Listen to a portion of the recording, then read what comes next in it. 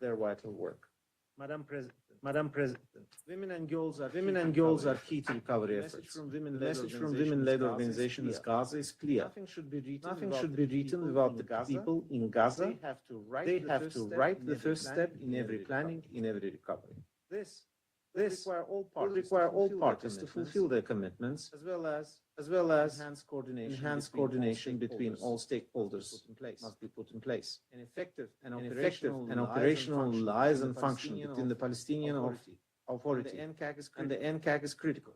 It is equally imperative that the international community aligns behind a unified national Palestinian recovery plan, addressing the needs identified in RDNA. In this context, I led UN delegation for the meeting hosted in Cairo with the NCAC, during which we reviewed practical coordination mechanisms. Madam President, in recent years, Arab countries have contributed over half of all resources dedicated to the relief efforts in the OPT. As resources are stretched globally, the role of the region remains essential. I would like to recognize Egypt's steadfast commitment to humanitarian action. The Egyptian corridor has facilitated the entry of 500,000 tons of aid from various donors' organizations. Egypt supports 18 displacement sites inside Gaza and recently restored electricity services for some 11,000 people, one of the few places in Gaza where every family has electricity. Sustained engagement by Egypt, Qatar, and Turkey has also been instrumental in advancing mediation efforts. Qatar has also remained a steadfast partner with its strong field presence, providing shelter and not food items. United Arab Emirates remains the largest humanitarian donor to the Gaza response, with Shivaris Night Operation Free, and has been a vital partner in bringing critical humanitarian items to Gaza. Jordan supports Gaza for humanitarian assistance and health care. Jordan Corridor remains an important source of supplies and must be enabled to operate at full scale. Jordan also maintains a special and historic role at the holy sites in Jerusalem. Saudi Arabia continues to demonstrate important leadership in sustaining international support for the two-state solution, including through the Global Alliance. I look forward to these efforts being further advanced during the next month high-level meeting marking the anniversary of the New York Declaration. I'd like to thank countries of the region for what they do and ask them to stay on it. Madam President, the situation in the West Bank remains dire. Large-scale settler attacks continue with virtually no accountability for these crimes. Israeli security forces have frequently failed to protect Palestinians from settler attacks and in some cases have reportedly facilitated or participated in such violence. Israel as the occupying power must ensure that the civilian population is protected and perpetrators are held to account. On 18 August, the Israeli authorities opened bidding for over 1,200 housing units in the E1 area of East Jerusalem. If implemented, the E1 plan will effectively sever the northern and southern parts of the Western Bank and its connection to East Jerusalem, eroding prospects for a viable Palestinian state. I reiterate that settlements have no legal validity and they are a flagrant violation of international law. Yesterday, Israeli authorities forcibly entered and unlawfully seized the UNRWA Kalandia Training Center in East Jerusalem. On Monday, members of my team participated in a PA-led diplomatic visit to the center, which plays critical role in the community. I reiterate my call on Israel to act in accordance with its obligation under international law. All efforts to seize, control, or expropriate UNRWA facilities must cease. Madam President, Palestinian Authority's fiscal crisis remains acute. Israel continues to withhold some $6 billion equivalent in shekels, including revenues, while uncertainty over corresponding banking poses a further serious threat to Palestinian financial stability. The parties must urgently secure a long-term extension of the corresponding banking arrangements, allowing regulators time to implement suitable solutions. Madam President, Gaza's recovery and reconstruction and the broader political process are mutually dependent and neither can be sustained in isolation. We have the means to advance a credible path forward. There is a broad consensus on the essential elements of that path. Security Council Resolution 2803 must be implemented immediately and in full. Equally, the New York Declaration should be advanced in parallel and in a mutually reinforcing manner. Together with previous Security Council resolutions, they provide a political vision, practical framework, and a coordinated international effort needed to support Gaza's recovery, reunify Gaza and West Bank under a single legitimate Palestinian government and the unlawful occupation, and advance the two-state solution. We must act now to translate this vision into concrete steps. The United Nations remains committed to supporting all efforts towards lasting peace between Israelis and Palestinians living side by side in peace and security. And thank you, Madam President, and the members of the Council for your attention. And I thank Mr. Alekbara for his briefing. I now give the floor to Ms. Athena Rayburn. Madam President, Excellencies, on behalf of IDA, the Association of International Development Agencies, the umbrella organization bringing together over 100 international development and humanitarian NGOs operating in the occupied Palestinian territories, I wish first to thank you for the opportunity to brief the Council during today's session. I will not spend time today to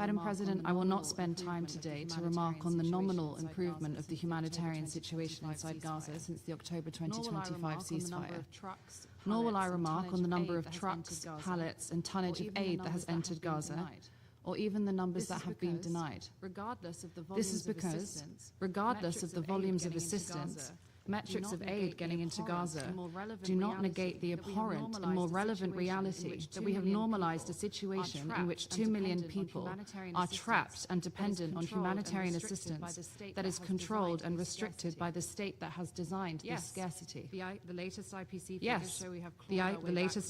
figures show we have clawed our way back from an engineered famine in Gaza, but it is a disturbing marker of progress to celebrate that a child that may no longer be at imminent risk of starving to death may still be killed at any moment from shelling, airstrikes or gunfire, or may survive only to carry the consequences of hunger, devastation and deprivation for the rest of their life. At this scale, these consequences will be felt for generations. This is not success. Let me be clear. Improvements that have been reported to this Council are not a cause for celebration, nor do they shift or dilute the responsibility that ultimately still sits in this room. We have a collective responsibility to ensure a durable response. This means sustained humanitarian access, delivery of basic services, recovery, and the creation of conditions in which people in Gaza can begin to live rather than just survive the next 24 hours. This shared responsibility is what I will focus my remarks on today. Excellencies, what is imperative for this Council to note is that while Resolution 2803 helped provide a framework within which the reduction in hostilities became possible, the measure of that framework is not whether a Board of Peace, an international stabilization force, or even a national committee for the administration of Gaza has been created. It must be whether those institutions are, in the short term, providing immediate protection, relief, and safety for the civilian population, and in the long term, moving Gaza towards the required legal endpoint that has already been adjudicated, the end of Israel's unlawful presence, and the realization of the Palestinian people's inalienable right to self-determination. By these basic measures, the Board of Peace is failing. What is evident is that with the operationalization of the Gaza Board of Peace, the rights of Palestinians in Gaza have been made subordinate to the far-reaching, capricious and arbitrary requirements of its occupier. This is untenable. Madam President, the situation for international NGOs operating in the occupied Palestinian territory is a vivid example of the fact the Board of Peace has not only done nothing to wrest control of the Gaza Strip from the State of Israel, but has also so far functioned to further entrench Israel's unlawful presence. It is under the Board of Peace's oversight that Israeli authorities deregistered over 30 international organizations renowned for their capacity to deliver assistance worldwide, in some of the most complex crises on earth. With the new registration process created by the Israeli government in March 2025 and implemented in January of this year, among other authorities granted, Israel unlawfully granted itself the authority to deny access to the occupied Palestinian territory to any organization it deems critical of their unlawful actions in Gaza or the West Bank.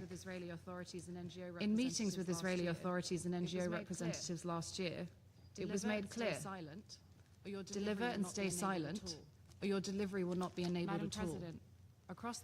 Madam President, across the occupied Palestinian territory, INGOs represent over half of all active health partners, providing over 100,000 general clinical consultations per month and supporting the bulk of critical health system functions in Gaza.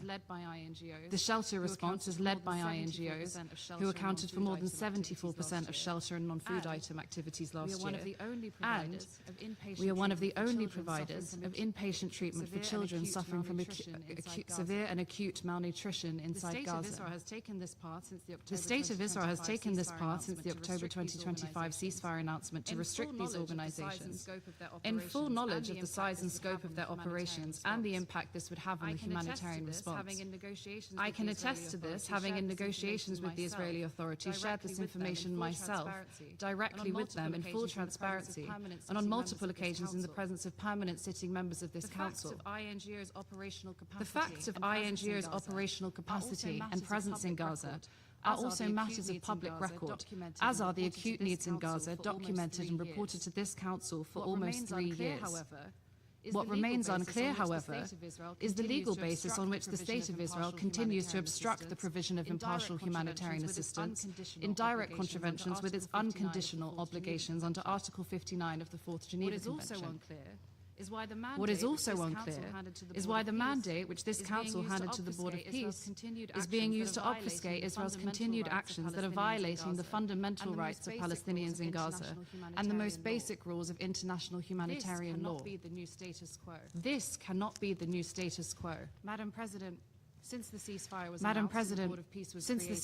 announced and the Board of Peace was created, in addition to the barring of many international aid organizations, it has overseen the deaths of over 1,000 Palestinians reported to have been killed by the Israeli military, continued rejections of medical items considered dual use, including basic medical items such as scissors, crutches, wheelchairs, and prosthetic limbs, continuing and arbitrary restrictions on engine oil, forcing the cost of engine oil up to 45 times its normal price, bringing the humanitarian response today to an absolute breaking point.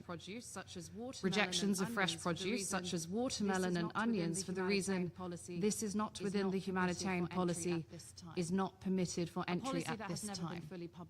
A policy that has never been fully published or made available.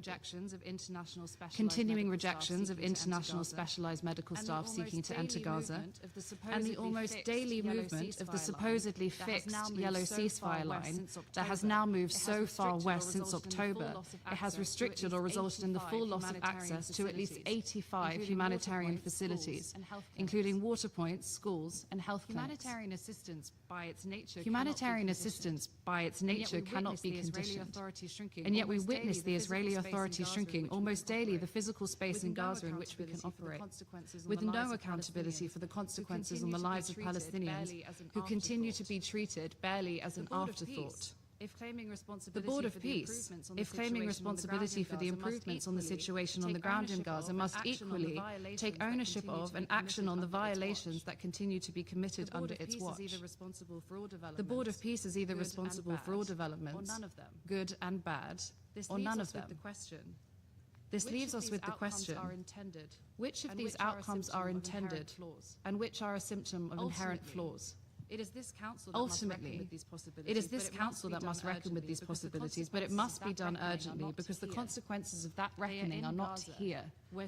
They are in Gaza, where still almost 2/3 of the population live in tents or makeshift shelters, and in the last 72 hours alone, multiple airstrikes in deeply populated areas caused damage to humanitarian sites and put civilian and humanitarian personnel lives at risk. Madam President, Madam President, I would use this moment to highlight to the Council that for almost 3 years, it is humanitarian actors working with communities on the ground that have been tasked with assessing the humanitarian situation inside Gaza.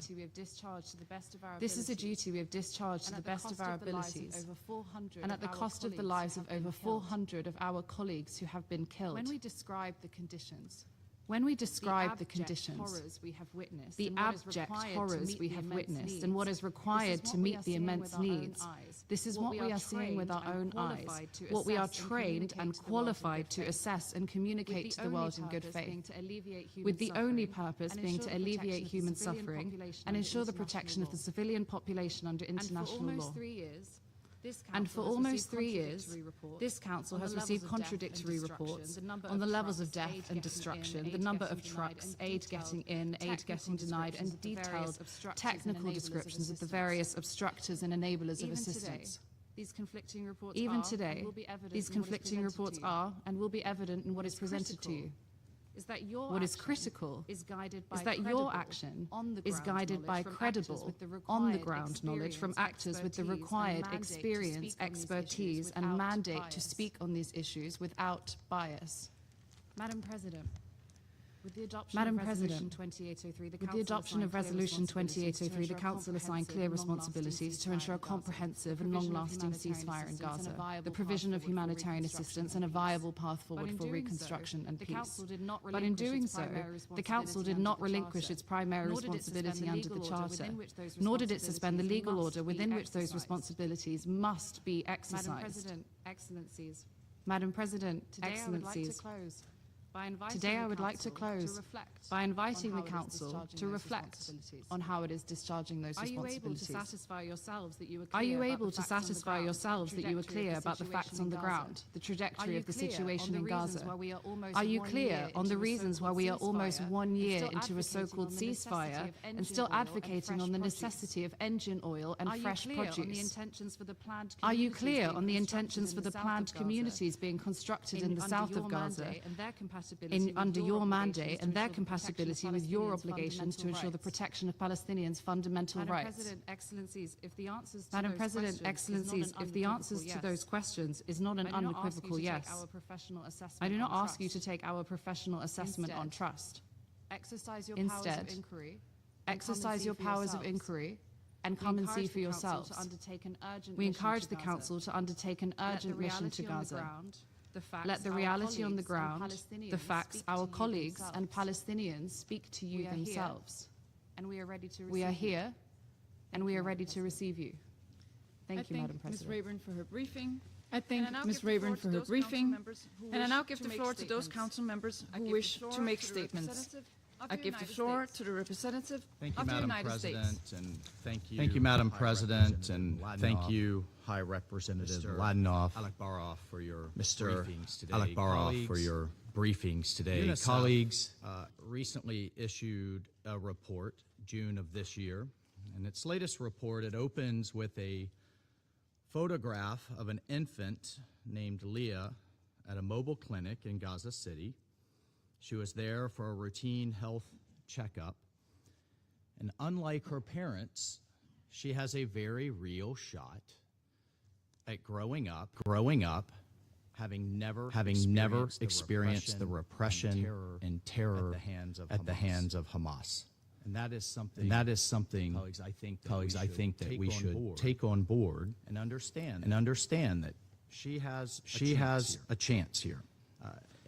This same report from UNICEF found that acute malnutrition amongst children under 5 in accessible areas of Gaza has dropped by an incredible 82% in under 1 year. I say that again. 82% drop in malnutrition for children under 5 in areas of Gaza in just under 1 year. Of course, absolutely. We have a very long way to go, and I appreciate High Representative Mladenoff's very candid assessment of both the progress and the needs we still have. But in UNICEF's words, quote, children's nutrition improves when aid and commercial supplies reach them, end quote. It should be no surprise, or it shouldn't be a shock to anyone here that when terrorist groups stop hoarding and using aid as a cruel lever for control, that people's lives get better. But Madam President, frankly, after hearing Ms. Rayburn's briefing, it's quite disturbing to hear a representative of civil society at this council ignore UN reports, including by the Commission of Inquiry, frankly no friend of Israel over the years, with repeated incredible reports of torture by Hamas. Not a word from Ms. Rayburn or Civil Society briefing. Not a word on the kneecapping of Palestinians who recently dared to step out and protest Hamas's rule. Not a word of other reports on Hamas using hospitals as human shields, building tunnels and command centers under schools.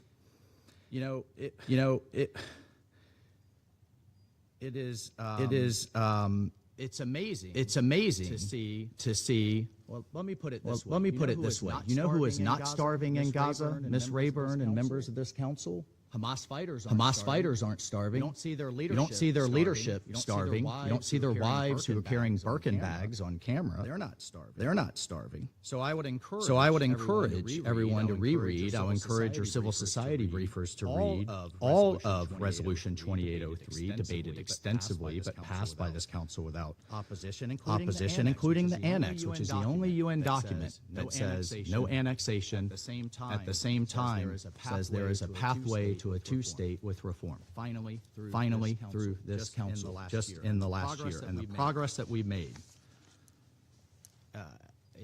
is something I do think to be applauded. But realistically evaluated, and of course we have a long way to go. But now Gaza has one of the lowest rates of acute malnutrition in the region, and that is a result of the work that many people have done to bring calm to Gaza. And for the first time in modern history, a new future for Gaza is credibly within reach. One without war, without terrorist overlords, without tunnels, without hostages, without suffering. But that is only if those of us in this room and those engaged in this issue around the world keep up the pressure on Hamas. It'd be nice if we had briefers here that actually say Hamas and mention these terrorists. And we'll continue to call on support for President Trump's comprehensive plan that was endorsed by this council and has established the International Stabilization Force through Resolution 2803. Now, it shouldn't surprise anyone in this room that Hamas itself has committed to disarm twice now, actually. First in October of 2025, following the President's peace plan, and again just a few weeks ago when it accepted the 15-point actual roadmap laid out by the Board of Peace to implement the plan. Obviously, there are skeptics. We hear them. We all know what kind of organization that we're dealing with. Hamas is a terrorist group responsible for horrific acts of violence against Americans, against Israelis, against the people of Gaza, and the rest of the world. And so, believe me when I say that we will judge Hamas by what it does, not only by what it says, but let's also remember something else. The skeptics said the hostages would never come home. And certainly not all of them, including, sadly, the dead. They did come home. Each and every one. The skeptics said this war could not end until an agreement, and that an agreement could never be reached. But we did reach an agreement. And now they say Hamas will never disarm. We'll see. The thing is, we've heard the term impossible before. The President and his team have made a habit of proving conventional wisdom wrong. The ISF, the International Stabilization Force, is one example. For years, this council has debated the issue of Gaza. During the debate over 2803, we said repeatedly there are two choices. Hamas rules, or the IDF occupies, or work with us on a third way. I hear a lot of critics, as the High Representative said, hand-wringing and criticizing, but I don't hear a lot of alternative, credible plans. Now, for the first time, troops and personnel from partner nations are scheduled to arrive to keep the peace. Tactical vehicles are already at the ISF logistics base. Countries as far as Uganda, Morocco, Kazakhstan have offered thousands of troops to this effort. No, they are not moving as quickly as we would like, but they are moving. And yes, the disarmament of Hamas must and will be closely scrutinized. It must be verified by objective parties. Nothing and not one thing will be taken on trust. But let's not have small ambitions here. With a verified process, we have the potential to unlock a future for the people of Gaza, free from Hamas, free from suffering under terrorists that raped and pillaged them for a generation. And once Hamas demonstrates full compliance with their commitments, Israel will begin its phased and eventually complete withdrawal from the Gaza Strip. So think of those words from the comprehensive plan to end the war of Gaza again. Remember the Council's pledge. Gaza cannot sustainably rebuild while Hamas retains the ability to plunge it back into war. We will be frozen in a cycle of humanitarian aid rather than rebuilding until Hamas disarms and demilitarizes. So colleagues, let's sum this up. Last fall, war, hostages, suffering, and now less than a year later, after the passage of 2803, there are no hostages in Gaza. Aid by the UN's own figures and report are reaching those in need. Not enough. But far more than it was. Hamas has agreed to disarm in full. The IDF is pulling back, and the NCAG is authorized to move in. So President Trump's peace plan, the 15-point roadmap are our best hope for peace in Gaza. Let's please put politics and agendas aside. Let's support this new way. And let's realize a better future for that young girl in UNICEF's recent report. I thank you, Madam President. And I thank the representative of the United States for the statement. I now give the floor to the representative of France. Thank you, Madam President. Madam President, I would first of all like to thank the Acting Special Coordinator, Mr. Ramiz Alakbarov, the High Representative for Gaza of the Board of Peace, Mr. Nikolai Mladenov, and the Executive Director of AIDA, Ms. Athena Rayburn, for their briefings. I would like to address the situation in Gaza and the West Bank together. They are the two integral parts of Palestine, the future of which is indissociable. Madam President, regarding Gaza, we listened with interest to Mr. Mladenov's assessment of the implementation of Resolution 2803. For France, this resolution is a path of peace and of reconstruction for Gaza, with a view towards peace between Israel and Palestine through the two-state solution. France welcomed the agreement on the disarmament of Hamas and armed factions. Everyone knows the terrible work that they have done, and I would like to thank Mr. Mladenov for the clarifications that he has provided in that regard. That disarmament for France is a demand that we have been making for a long time and which is at the heart of the New York Declaration as well. We commend the United States, Egypt, Qatar, and Turkey for their efforts to that end.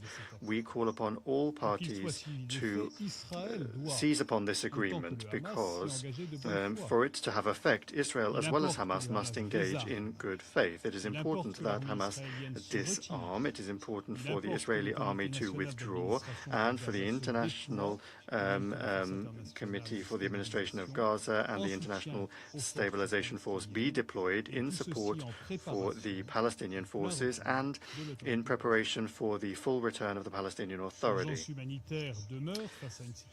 The urgent humanitarian situation remains the case, given the disastrous situation. Obstacles to delivery of assistance and the work of humanitarian actors remain the case, which are driven by the arbitrary closing of crossing points. The obstacles to essential products that are said to be of dual use is not tenable, and nothing justifies justifies these blockages. We are worried by daily violations of the ceasefire. We firmly condemn the public statements by the Israeli National Security Minister, Mr. Ben-Gvir, calling a few days ago for 30 or 40 people in Gaza to be killed each night. It is incumbent upon Israel to respect its obligations under international law and to implement the peace plan. It is essential that recovery and reconstruction efforts begin in a framework that is in accordance with international law. The restoration of decent living conditions cannot be subordinated to the finalization of the disarmament process. We call upon our partners to support these efforts within the framework of the United Nations. Madam President, what is happening in the West Bank is disgraceful and must give this Council pause. The publication by the Israeli government of tenders for the E1 settlement project is unacceptable and is contrary to international law and also contrary to Resolution 2334. This project would cut the West Bank in two and would deal an irreversible blow to the territorial contiguity of the Palestinian state and to the two-state solution. We call upon Israel to reverse this decision and we warn businesses of the legal, economic, and reputational risks that they face by participating. The intensification of acts of terror by settlers and the climate of impunity in which they are prospering are also alarming. We call upon Israel to guarantee the protection of the Palestinian population, to arrest and to prosecute those responsible, as it has the obligation to do under international law. France and its European partners will remain mobilized. Sanctions have been adopted against the responsible entities and individuals, and new ones could also be adopted. Obstacles to the essential work of UNRWA remain in effect, as is illustrated by the Israeli incursion yesterday in its training center in Kalandia. We call upon Israel to cease these unacceptable attacks and to respect UN immunities and privileges. Lastly, it is urgent that Israel transfer to the Palestinian Authority the tax revenues due to it and that it restore banking links in the long term. If it doesn't do this, the ability of the Palestinian Authority to provide essential services to its population and to implement the necessary reforms would be compromised. Madam President, the untenable situation in Gaza and in the West Bank is compromising the prospects provided by the ceasefire agreement, the peace plan, and Resolution 2803. This situation is jeopardizing the two-state solution and regional stability.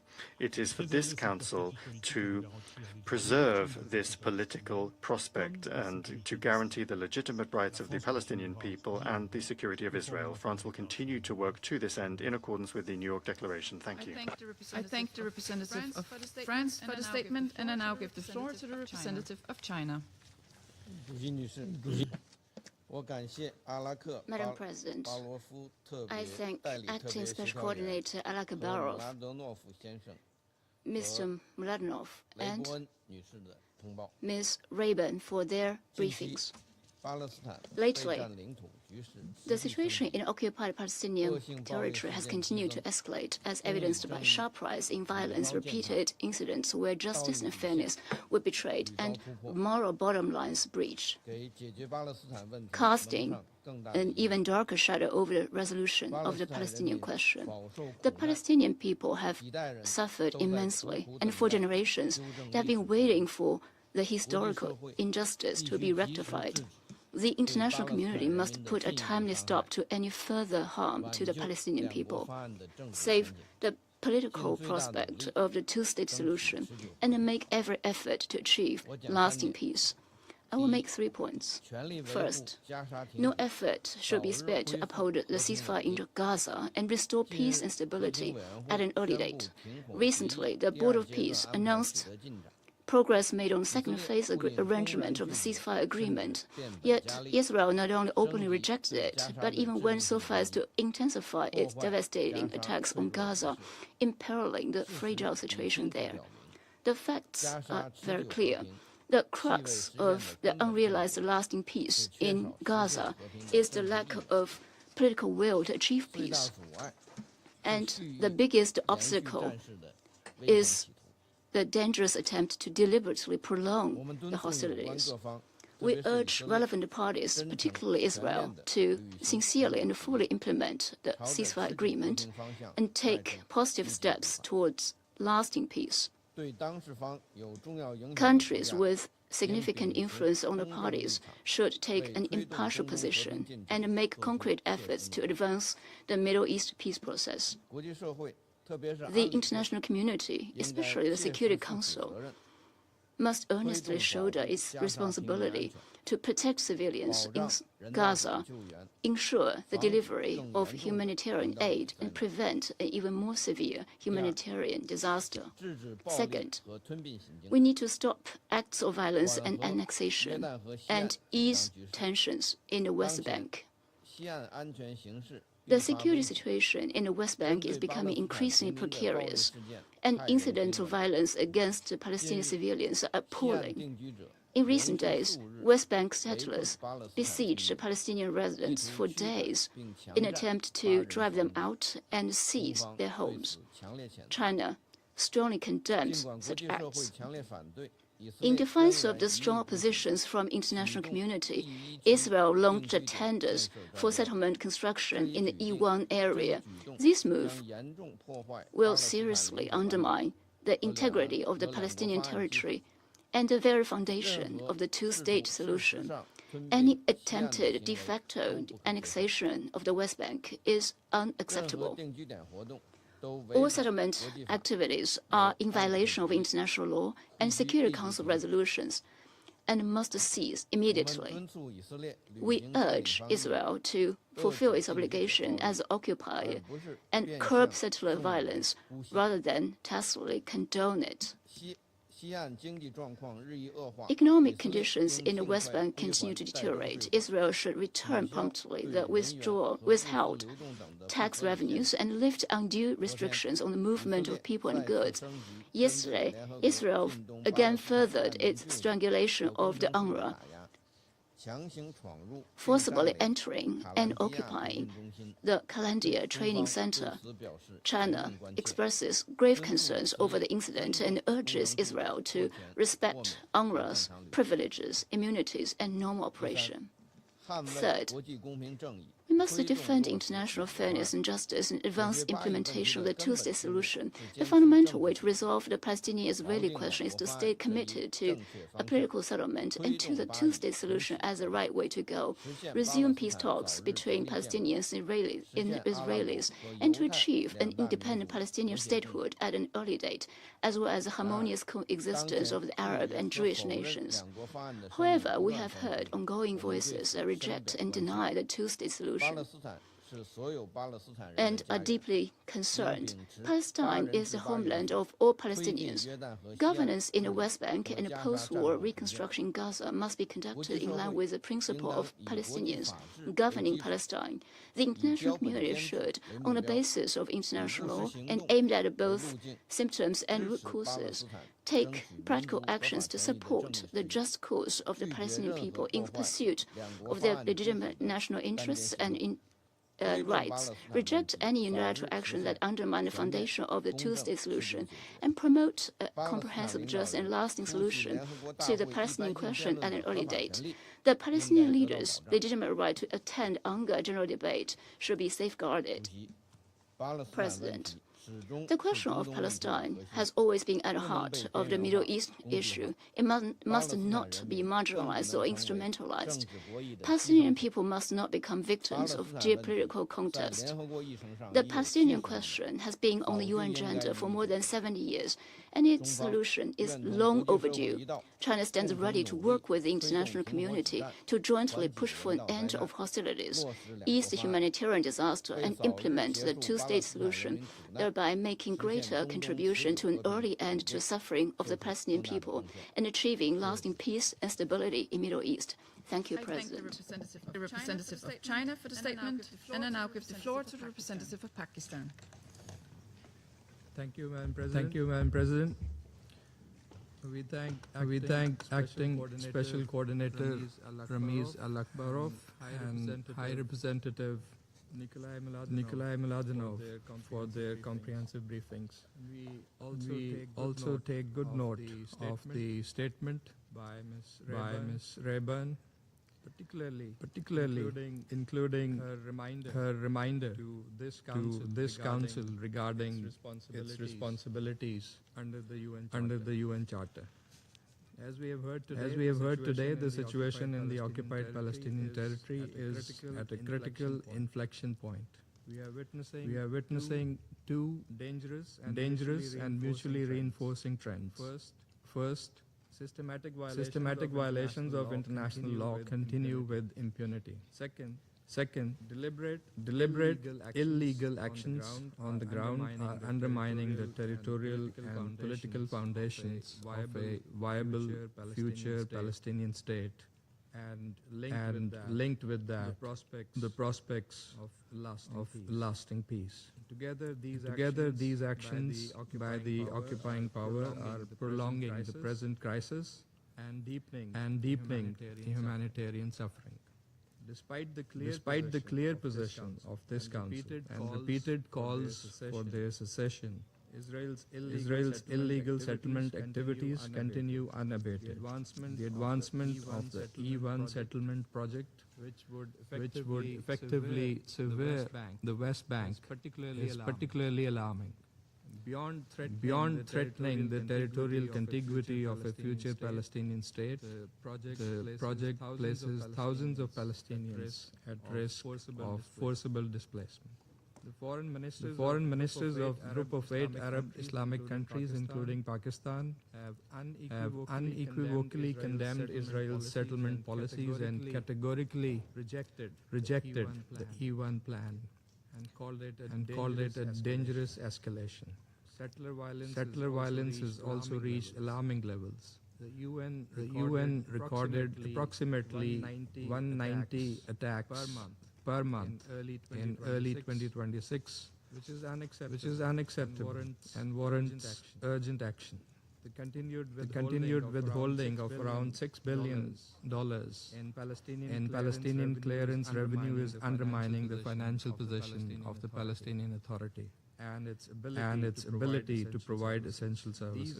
These revenues must be released without delay. Madam President, the situation in Gaza remains equally grave, as testified by the briefers. Despite the ceasefire and the positive diplomatic developments, Palestinians continue to face death, destruction, and severe humanitarian hardship.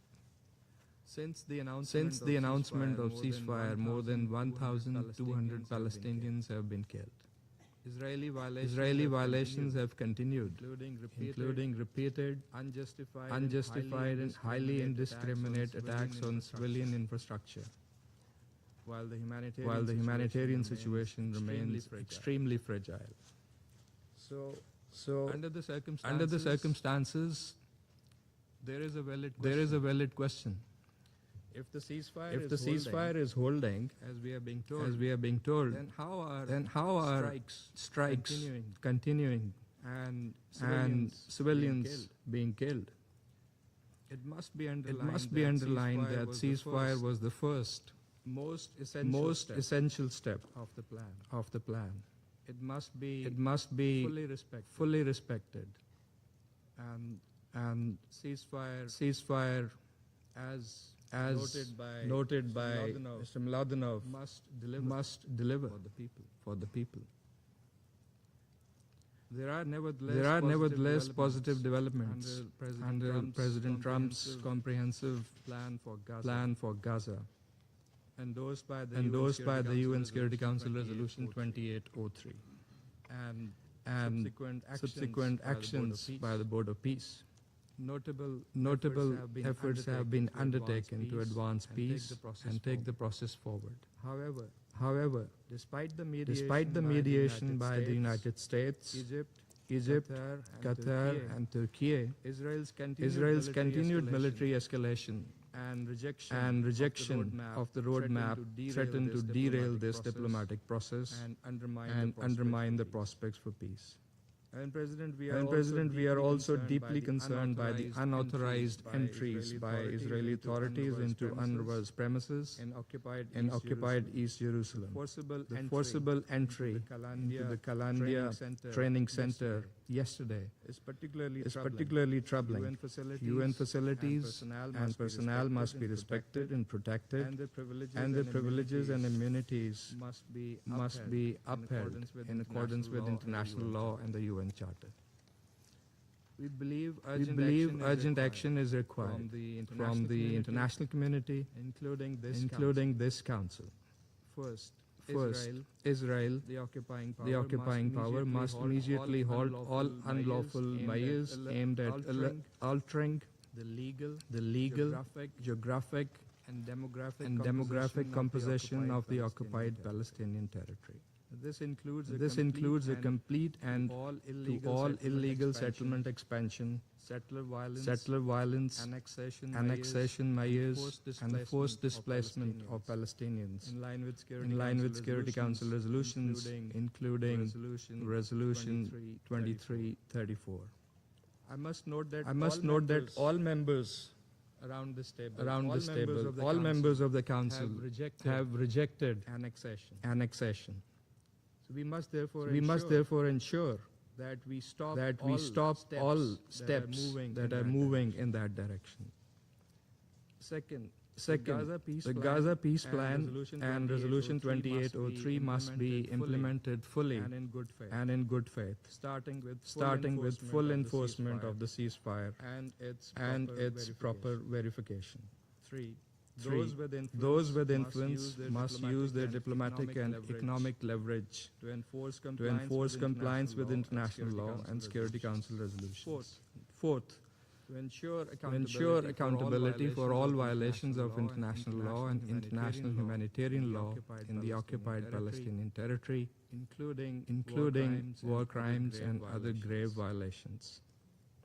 Mr. Mladenov rightly referred to real human, personal, and painful tragedy behind the numbers and figures that we often hear. That is the tragedy endured by the besieged populations, the Palestinians, under a brutal occupation that has continued for decades. And that is the root cause of the problem. And it is that illegal occupation that must be vacated in the interest of durable peace and stability in the region, and which is a shared objective of this Council and the wider international community. Pakistan's solidarity with the Palestinian people remains firm. We stand with them in their legitimate struggle for dignity, justice, and self-determination. The only viable path to peace for all people in the region is a just, comprehensive peace based on UN Security Council resolutions and international legitimacy with the establishment of an independent, sovereign Palestinian state on pre-1967 borders and Al-Quds Al-Sharif as its capital. Thank you. Thank the representative of Pakistan for its statement, and I now give the floor to the representative of Bahrain. Thank you, Madam President. At the outset, I would like to thank the Acting Special Coordinator for the Middle East Peace Process, Dr. Ramiz Al-Akbara, for his important briefing. It is also my honor to welcome the participation of the High Representative for Gaza and the Director General of the Board of Peace, Mr. Nikolai Mladenov, and we wish him luck in his endeavors. And we thank Ms. Athena Rayburn, the Executive Director of the Association of International Development Agencies, for her briefing. Allow me to address the following points. First, the Kingdom of Bahrain warns from the dangerous and ongoing escalation in the West Bank, including East Jerusalem, especially the increase in settler violence, settlement expansion, the destruction of homes, facilities, land seizure. This undermines trust and weakens the prospect of a two-state solution. We refer to the Security Council meeting held 2 weeks ago to discuss the dangerous developments in the West Bank.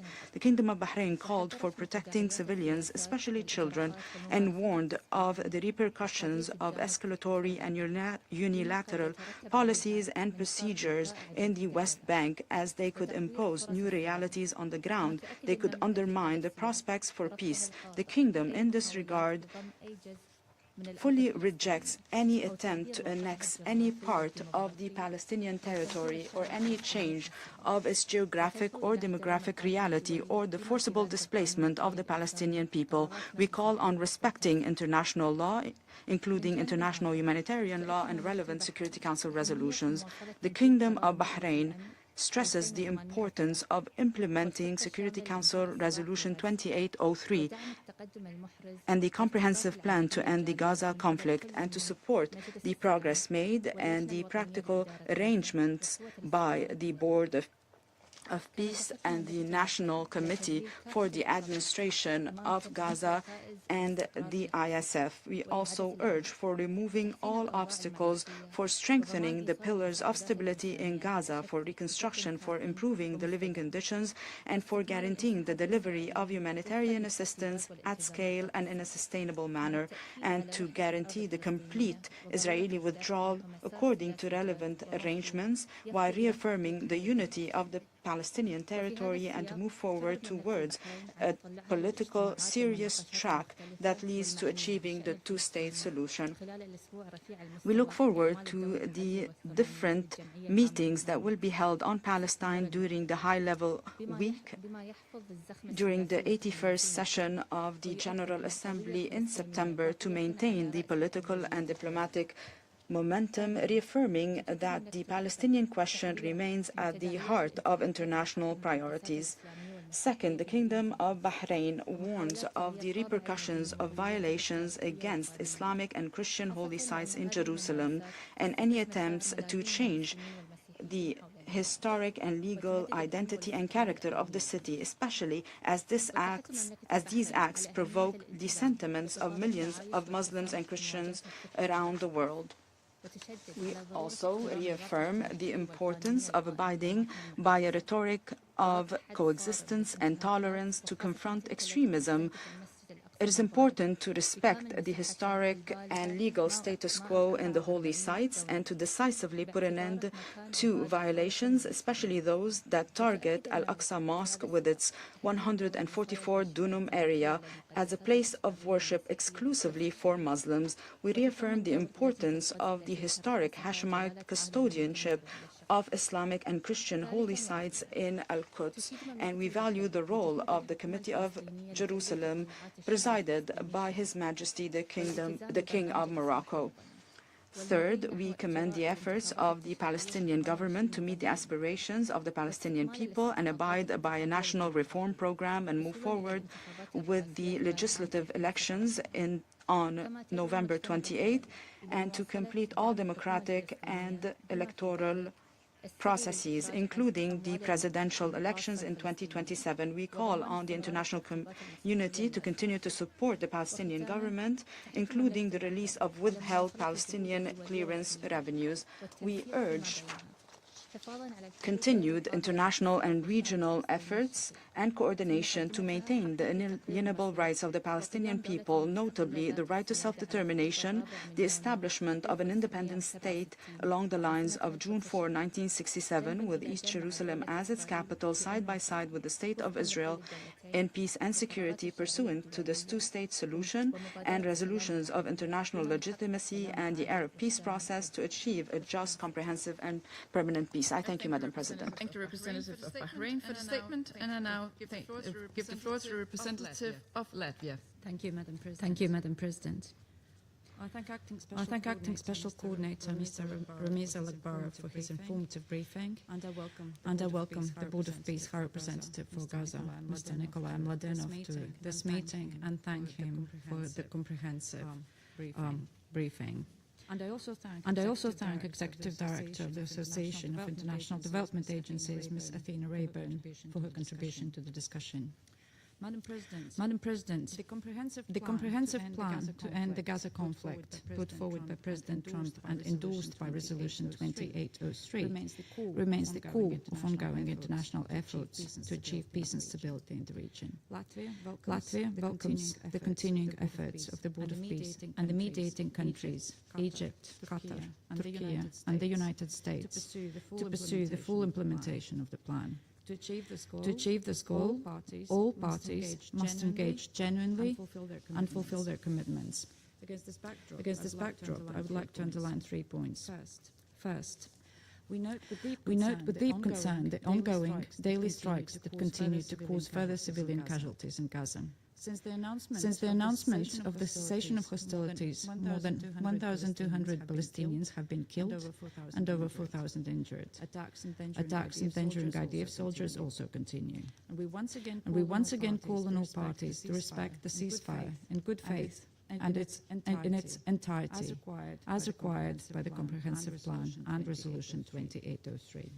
Israel's right and obligation to defend its citizens, deeply scarred by the October 7 terrorist attack, is a clear principle underpinning our diplomatic efforts. At the same time, international law and international humanitarian law must be fully respected, ensuring the protection of civilians, journalists, and humanitarian personnel across both Gaza and the West Bank.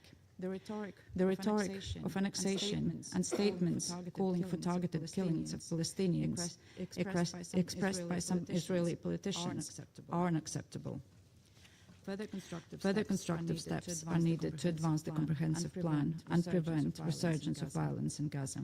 There is no future for non-state armed groups and terrorism in Gaza. We once again underline that complete disarmament of Hamas and its relinquishing of power are imperative. Concurrently, the deployment of the International Stabilization Force and the withdrawal of the IDF must take place, as outlined by Mr. Mladenov. With the support of the international community, including the UN agencies and the Palestine donor group, the work of the National Committee for the Administration of Gaza and its deployment on the ground is indispensable for restoring dignified living conditions to the people of Gaza, and it must start without further delay. The early involvement of the Palestinian Authority, alongside its ongoing reform efforts and preparations for the upcoming elections, would lay the foundation for future self-sustaining governance in Gaza. Second, 3 months before the anniversary of the adoption of Resolution 2803, the humanitarian situation in Gaza remains appalling. Conditions are continuously critical across multiple sectors, with severe water insecurity depriving civilians of adequate access to safe drinking water and the water needed for basic hygiene and sanitation. These conditions are compounding already grave public health risks amid disrupted health services, damage to and attacks on healthcare facilities and personnel, and persistent shortages of essential medicines, medical supplies and equipment. Repeated displacement continues to expose civilians to increasingly precarious conditions.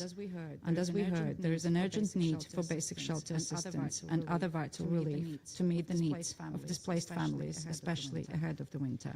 Sustained, safe and predictable humanitarian access remains essential to an effective response and must be facilitated without conditions in accordance with international humanitarian law and humanitarian principles.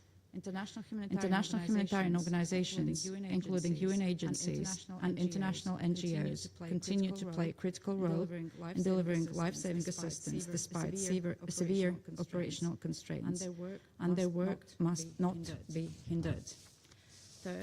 Third, the international community, including this chamber, has repeatedly opposed the entrenching annexation of the West Bank. Today, we note with regret that the expansion of illegal Israeli settlements, including in the E1 area, continues. Increased settler attacks and harassment, movement restrictions and demolition of property and infrastructure contribute to the forced displacement of Palestinians and fuel the vicious cycle of vengeance and radicalization.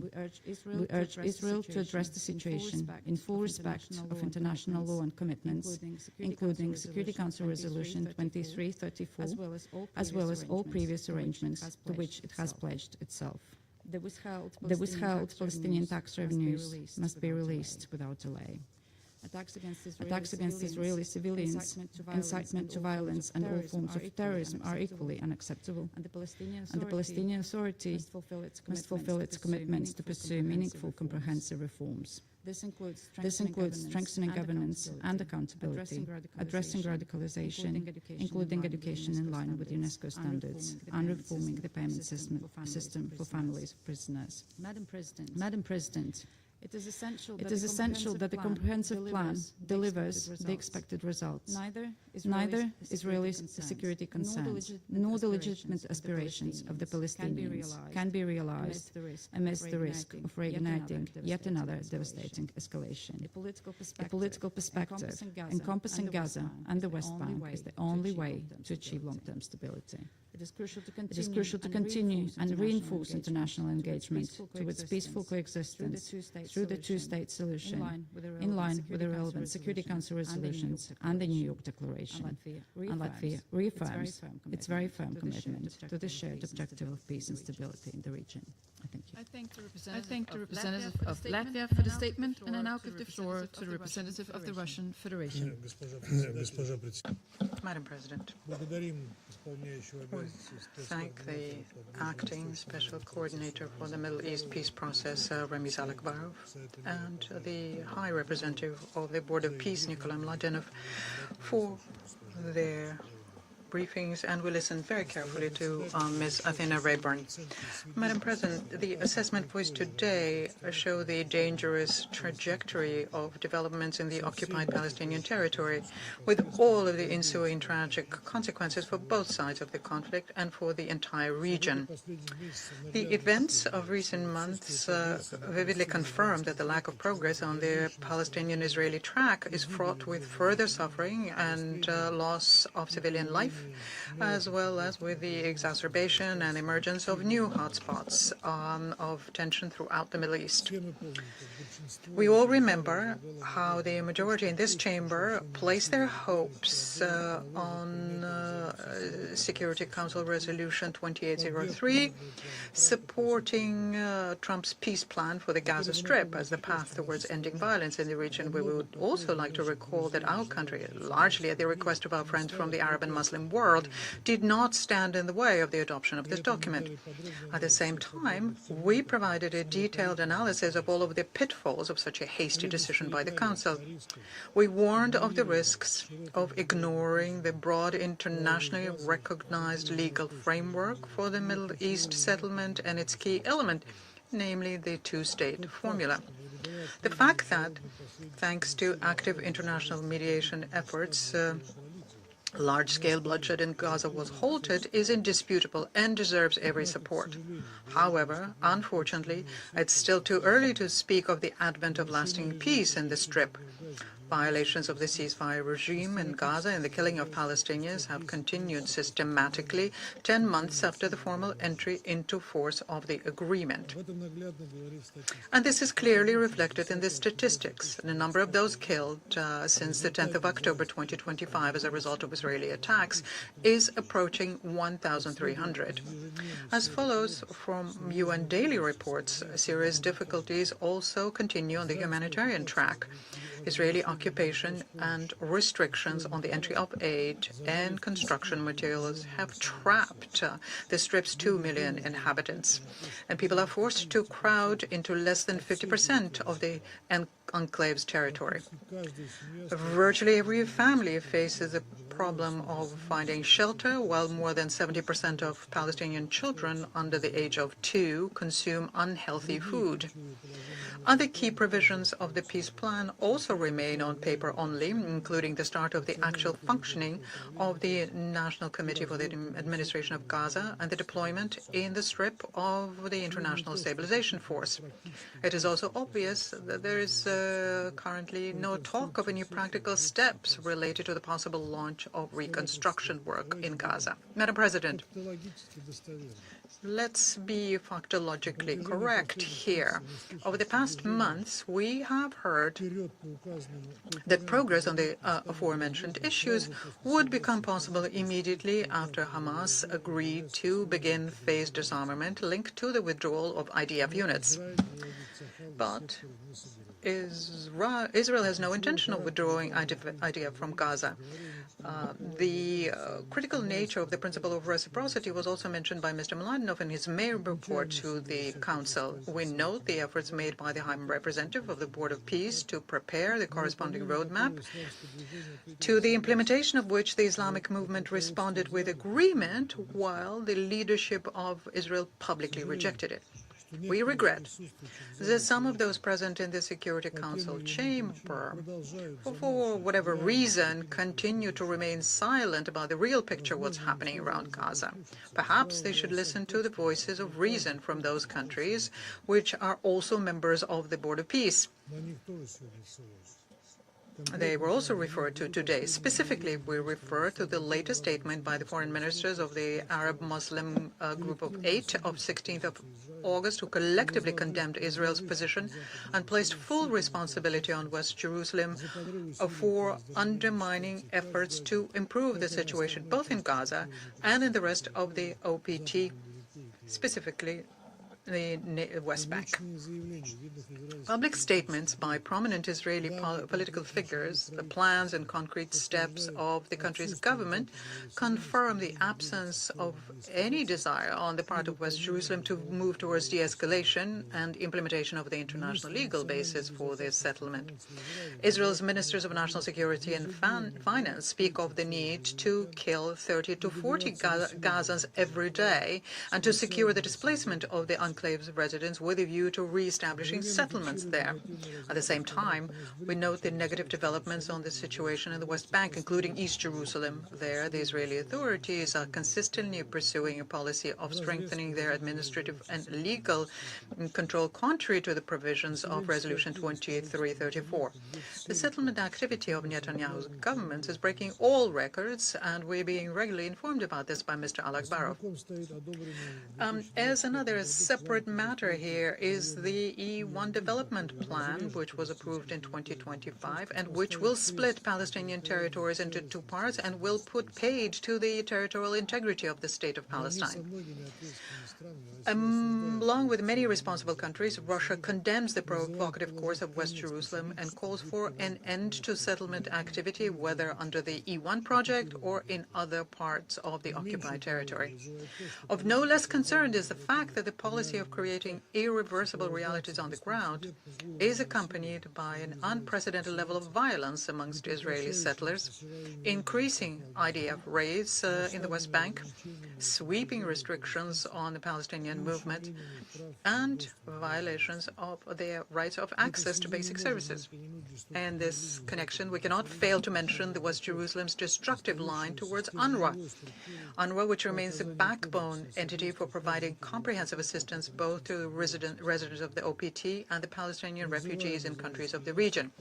And we call on Israeli authorities to fully comply with their obligations as the occupying power, to cease arbitrary raids of UNRWA facilities, in particular the training center in Kalandia, and overall to ensure the unimpeded work of UN personnel within the framework of their mandate.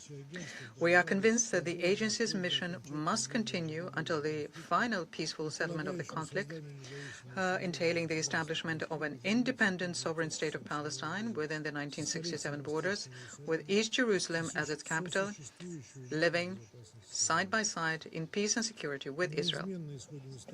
We have always held that the lasting peace and equal security can and must be achieved through the resumption of direct dialogue between the opposing parties on all outstanding contentious issues on the basis of extensive international legal framework and relying on the formula of two states for two peoples. Our country, as before, stands ready to engage with all constructive-minded partners in the interest of correcting a historic injustice and supporting the efforts of the peoples of the region themselves and their aspiration to build a prosperous Middle East free from crises. I thank you. I thank the representative of the Russian Federation for the statement, and I now give the floor to the representative of Liberia. Madam President, Liberia thanks Acting Special Coordinator Alec Barov, High Representative Malaknov, and Executive Director Rayburn for the insightful updates. We further welcome the participation of the representatives of Israel, Qatar, and the Observer State of Palestine. About 100 years ago, after our own independence, Liberia cast a vote in favor of UN General Assembly Resolution 181. We voted then, as we stand today, for a vision of two sovereign homes, an independent Arab state and a Jewish state, living side by side in peace, security, and mutual dignity. That commitment has never wavered. Yet, every day this council's decisions go unimplemented. The space for peace contracts. Civilian suffering deepens, and the legal authority of this institution is diminished. The fundamental question before us today is whether compliance with international law will remain optional. The advancement of tenders for 1,234 housing units in the E10 area, the E1 area, part of a broader plan for 3,401 units. 3,401 units demands our urgent attention. This is not a routine administrative step. It directly threatens to sever the territorial contiguity and political viability of a future Palestinian state. With 19 October deadline approaching, the window for preventive action is narrowing. The legal baseline is clear. Resolution 2334 affirms that settlement built in occupied territories since 1967 have no legal validity. This obligation was further reinforced by the International Court of Justice in its July 2024 advisory opinion. In the spirit of constructive engagement, Liberia calls for a pause to the E1 tenders, a halt to settlement expansion, and decisive steps to prevent settler violence through accountability. Equal clarity must govern Gaza. Resolution 2803 outlines an agreed international architecture. It sustained ceasefire, full humanitarian access, transitional administration under the National Committee for Administration of Gaza, complete demilitarization, and a phased, verified withdrawal. There can be no selective compliance. Hamas, an armed group, must fulfill their obligation to disarm, relinquish power, and defer to a single unified civilian administration under the principle of one authority, one law, and one weapon. Israel must uphold the ceasefire, facilitate unhindered humanitarian access, cooperate with the International Verification Committee, and execute its withdrawal as agreed milestones are met. Having emerged from our own history of conflict, Liberia knows that human suffering cannot be held hostage to procedural delays. The access of civilians to water, shelter, and medical care is an absolute obligation under international humanitarian law. security for Israel, and self-determination for Palestine are not mutually exclusive. They are mutually dependent.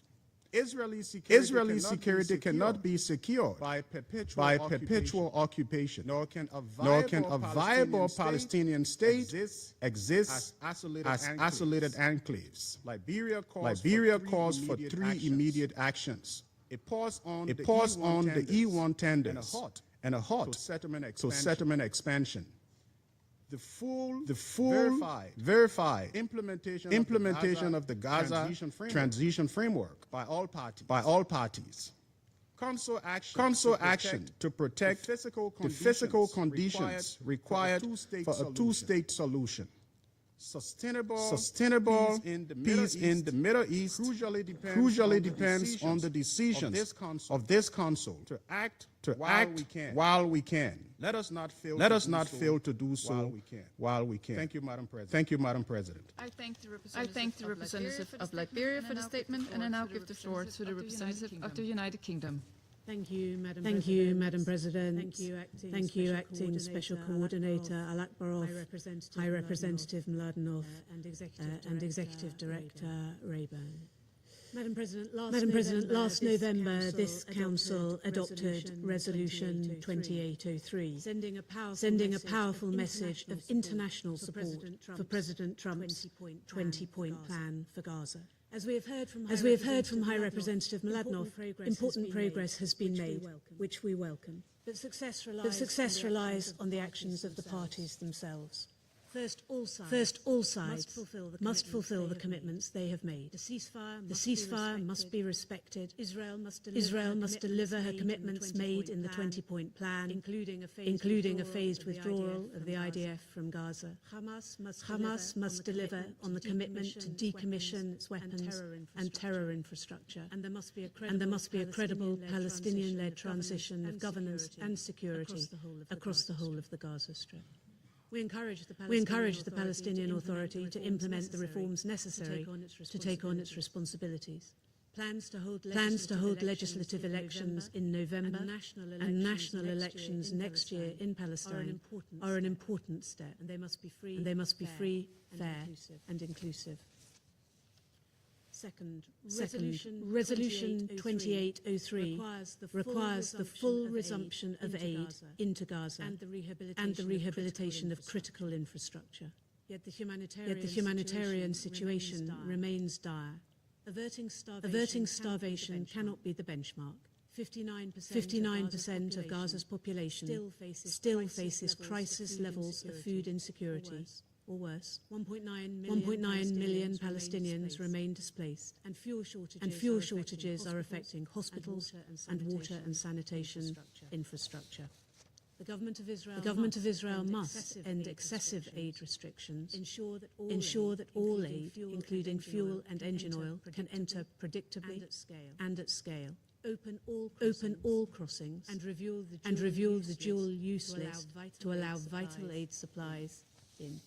And Hamas must stop obstructing humanitarian operations, as they did in July at a UN warehouse and food distribution point. This disrupted the delivery of life-saving assistance, with two truck drivers reportedly assaulted. The increasingly dangerous pattern of intimidation, violence, and obstruction, which puts humanitarian workers at risk, needs to end. The inviolability of UN premises must be respected. The forcible entry and reported seizure of UNRWA's Kalandia training center in Jerusalem yesterday is deeply concerning. The UN, including UNRWA and NGOs, should be able to operate safely and at scale in line with international humanitarian law. Accountability is essential where these standards are not met. It is right that the Israeli military will launch a criminal investigation into the killing of 5-year-old Hind Rajab, 6 of her family members, and 2 paramedics in Gaza in 2024. The decision to bring no criminal action over the fatal strikes on a World Central Kitchen convoy in April 2024, which killed 7 staff members, including 3 British nationals, is unacceptable. Their families deserve justice, accountability and answers from the government of Israel. Third, on the West Bank. UNSCR 2334 is clear that Israeli settlements in the West Bank are illegal. We call on the government of Israel to retract immediately construction tenders for the E1 settlement project. These unilateral plans take us further from peace. They will drive a wedge through the West Bank and isolate East Jerusalem and exacerbate instability. As Foreign Secretary Ed Miliband has said, we will not stand back and accept destruction of the two-state solution. We have also witnessed the tragic consequences of unprecedented levels of violence. The UN reports that 80 Palestinians and 3 Israelis have been killed in the West Bank this year. We are appalled by recent settler attacks in Taipei, the ongoing siege of homes in Kusra, and the killing of a 17-year-old in Sair. The government of Israel has said that addressing extremist violence is a priority. As Kusra has shown, the current approach is not working. More must be done to tackle settler violence and cease actions that enable it and to ensure accountability. Restrictions on the Palestinian economy are also pushing it to a cliff edge, with over $6 billion in revenues withheld since May 2025, $5.8 billion trapped in banks and correspondent banking services at risk. This threatens public services, the banking system, and the viability of the Palestinian Authority. Madam President, there is strong international support for full implementation of Security Council Resolution 2803. But the parties themselves must fulfill the commitment and refrain from actions that undermine peace. They must give Palestinians and Israelis the future they deserve, where a safe and secure Israel exists peacefully alongside a sovereign and viable Palestinian state comprising Gaza, the West Bank, including East Jerusalem. Thank you. I thank the representative of the United Kingdom for the statement, and I now give the floor to the representative of Panama. Gracias. Thank you, Madam President. Panama is grateful for the briefings from the Acting Special Coordinator for the Middle East Peace Process, Mr. Ramiz Alakbarov, as well as from the High Representative for Gaza, Mr. Nikolai Mladenov, and from the representative of the Association of International Development Agencies, Ms. Athena Rayburn. We also welcome the presence of the delegations of Israel and the Observer State of Palestine and Qatar at this meeting.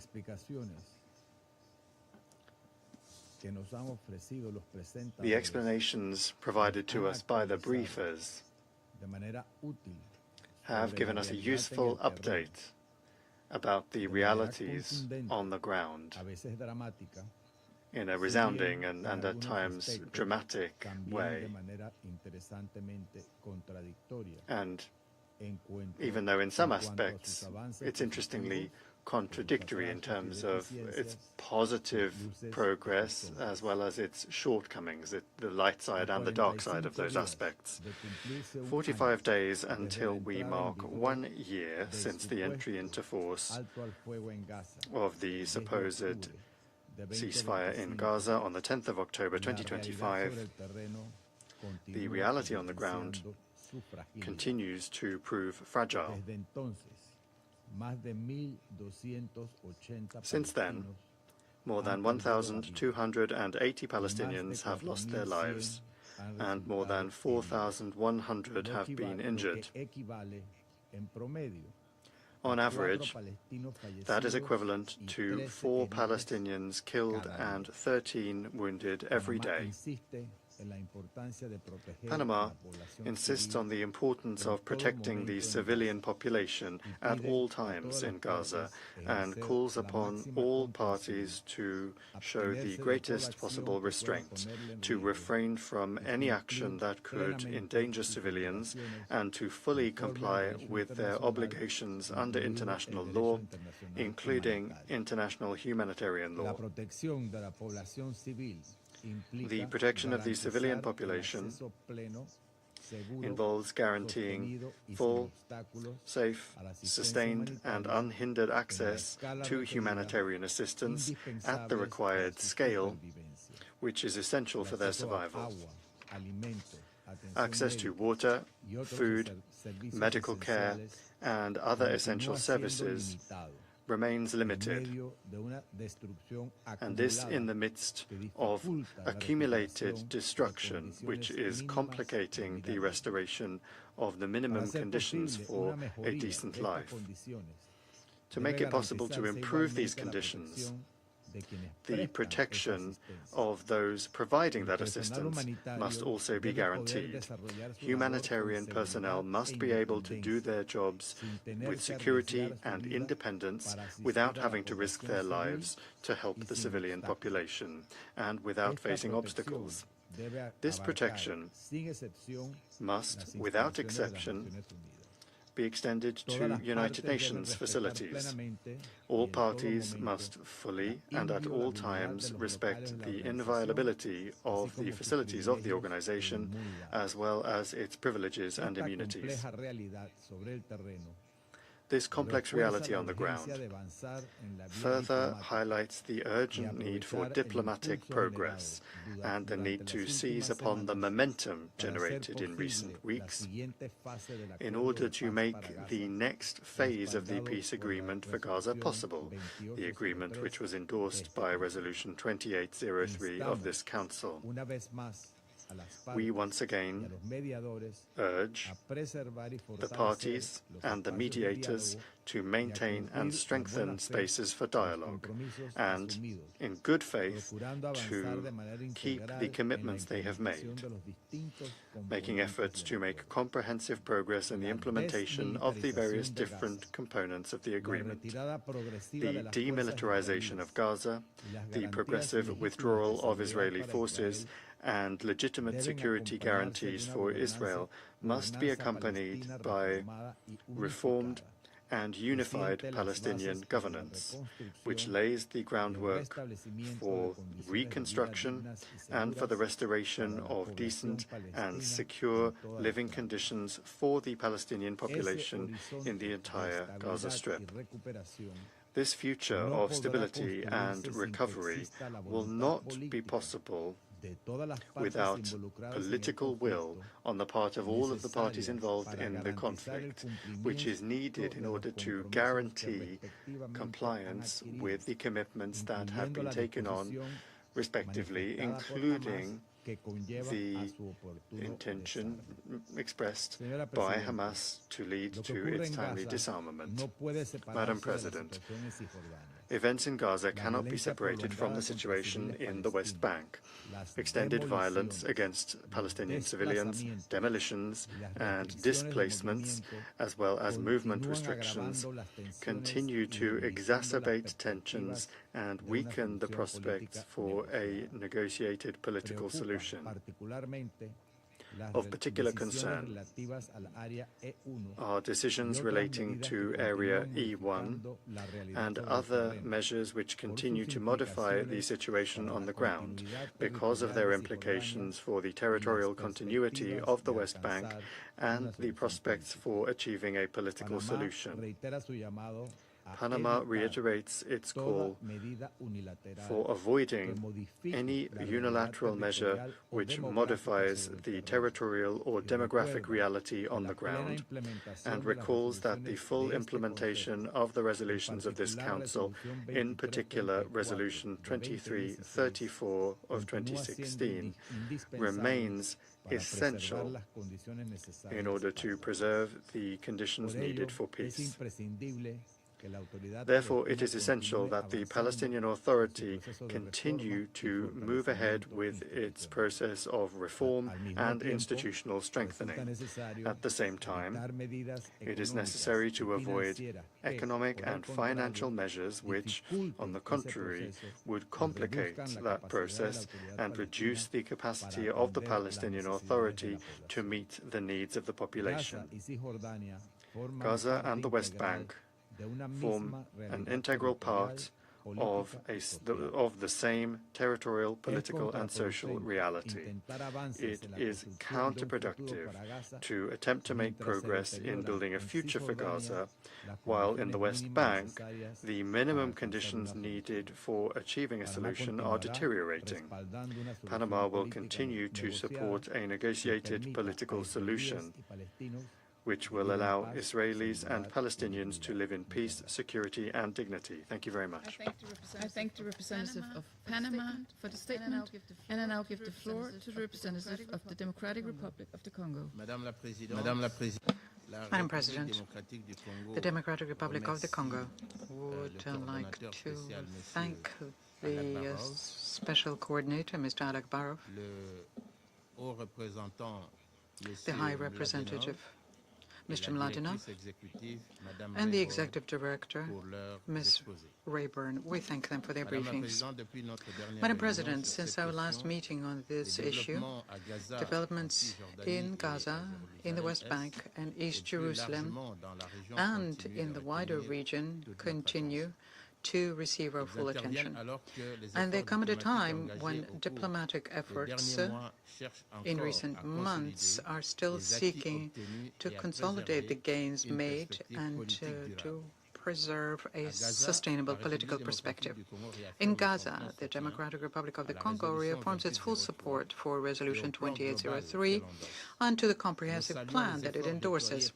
We welcome the efforts made by the High Representative for Gaza, by mediators and partners involved in its implementation, and encourage them to continue their efforts so that the current differences could be gradually resolved. The momentum created by the adoption of the resolution must now be translated into further progress. Several important issues remain unresolved, and progress is still limited. As time passes, it is important to maintain the momentum created by the plan and to maintain the conditions for seeking the conditions necessary for the compromises necessary for its implementation. In this context, the DRC encourages the parties to continue their exchanges and calls for renewed mobilization to preserve and consolidate the gains achieved through considerable efforts in the interest of the people of Gaza and, more broadly, the Palestinian and Israeli peoples who are called upon to live in peace and security. And in the same spirit, we reiterate the need to preserve the ceasefire. Despite its fragility, it remains essential for continued diplomatic efforts and the continuity of humanitarian assistance to the people of Gaza. The Democratic Republic of the Congo urges all parties to work towards its consolidation. Madam President, the humanitarian situation in Gaza at the same time remains worrying. Despite the improvement in the delivery of aid since the ceasefire, the needs still remain considerable. In terms of access, only a few crossing points are functioning in a limited way so as to deliver aid. As a result, a significant part of the population continues to face difficulties in accessing food, healthcare, water, and other essential services. The Democratic Republic of the Congo stresses the importance of continuous, safe, rapid, and unimpeded humanitarian access in accordance with international humanitarian law. In this regard, the respect of the principle of accountability by all of the parties is a precondition for the consolidation of peace and security in that region. Regular and predictable access remains essential so as to enable humanitarian actors to maintain their operations and to meet the needs of populations over time. The humanitarian situation cannot be disassociated from the political and security environment in which this assistance is provided. In this regard, the consolidation of progress sought in the framework of Resolution 2803 must also make it possible, as was mentioned, to preserve the conditions necessary for a sustainable and effective humanitarian response. The progress made must be translated into concrete terms in the situation of civilian populations. Now, with regard to the West Bank and East Jerusalem, the Democratic Republic of the Congo reiterates its full support for Resolution 2334 and reiterates the importance of respecting its provisions. My delegation also reaffirms its support for the efforts made by the United Nations agencies and humanitarian organizations as they continue their mission in a particularly complicated operational environment. We are following with concern the continuation of the violence as well as other developments that could bring about lasting changes to the realities on the ground. The persistence of these trends comes at a time when diplomatic efforts in the region require, on the contrary, the preservation of the conditions for a sustainable political perspective. The Democratic Republic of the Congo reiterates a strong condemnation of all forms of violence against the civilian population, Palestinian and Israeli alike, as well as the attacks and acts of terrorism. My delegation deplores the consequences stemming from this. They contribute to further undermine the situation, and we call on all parties in the face of continued tensions to exercise restraint and to prioritize de-escalation. These developments cannot be seen in isolation from the ongoing efforts in Gaza. Resolution 2803 has made it possible to initiate a trend that must now be preserved in advance. Developments in the West Bank are likely to complicate the political environment.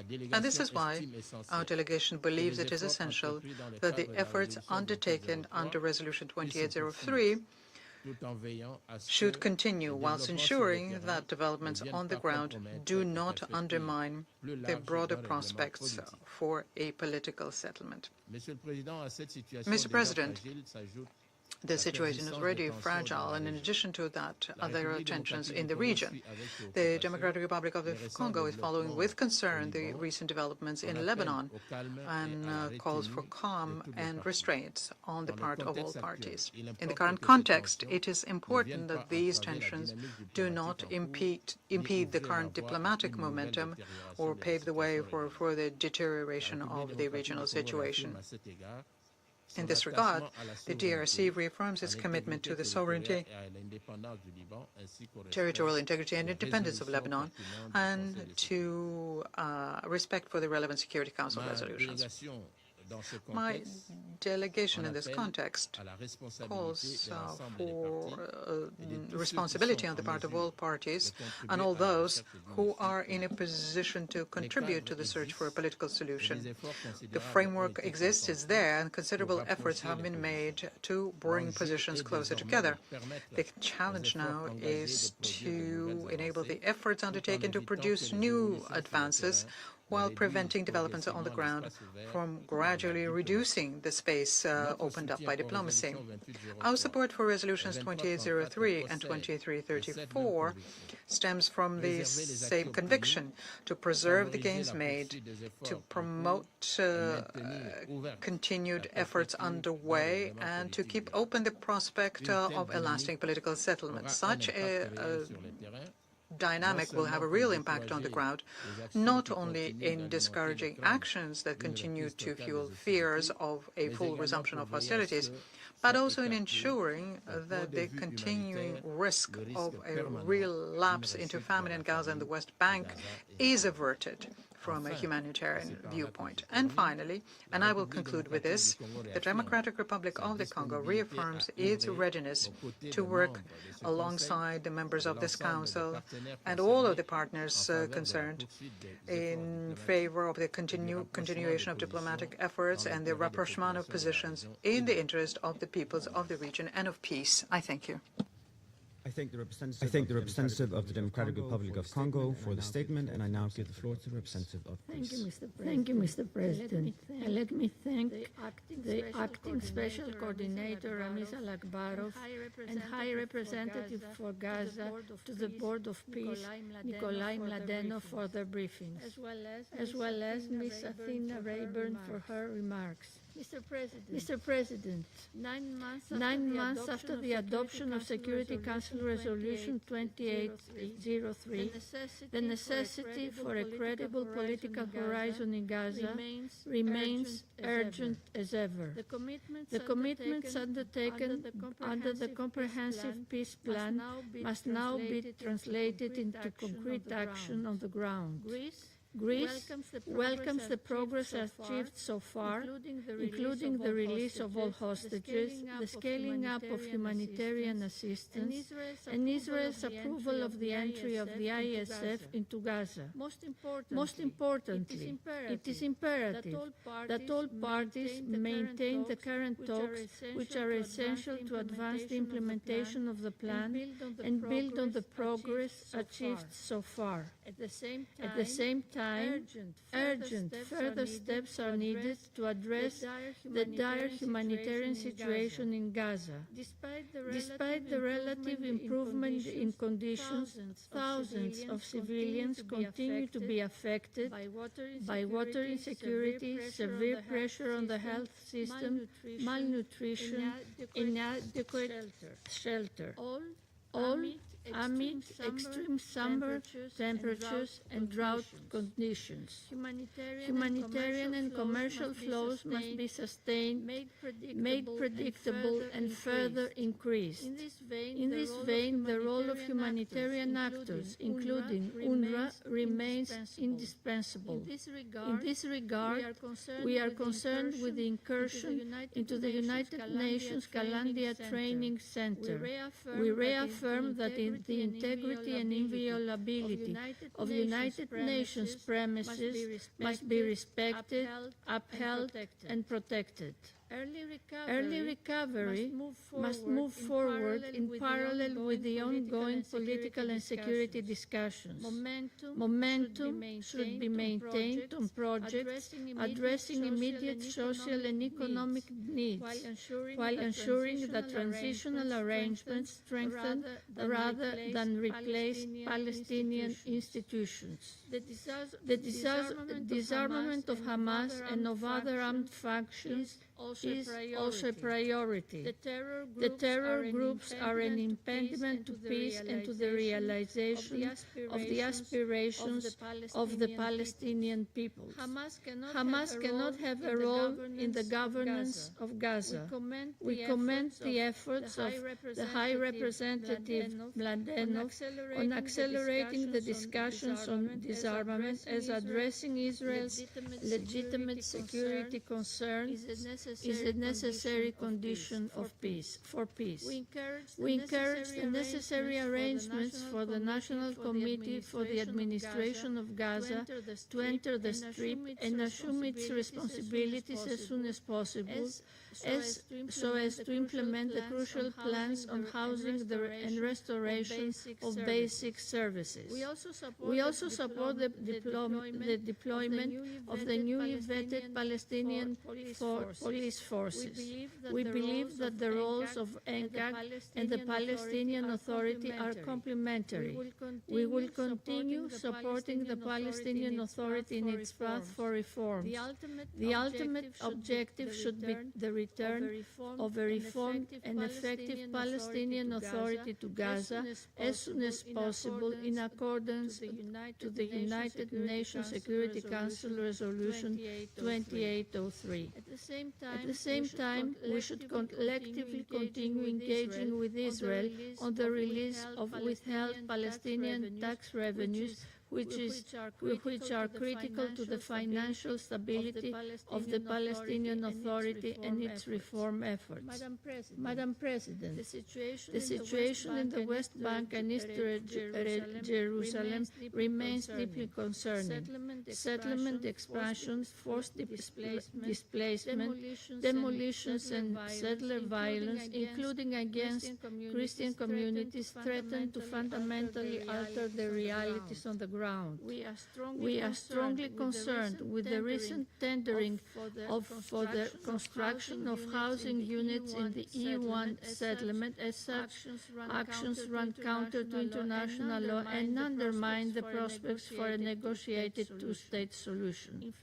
Inflammatory rhetoric and provocative statements are similarly counterproductive. In this context, consistent investigation, follow-up and implementation of relevant decisions remain essential.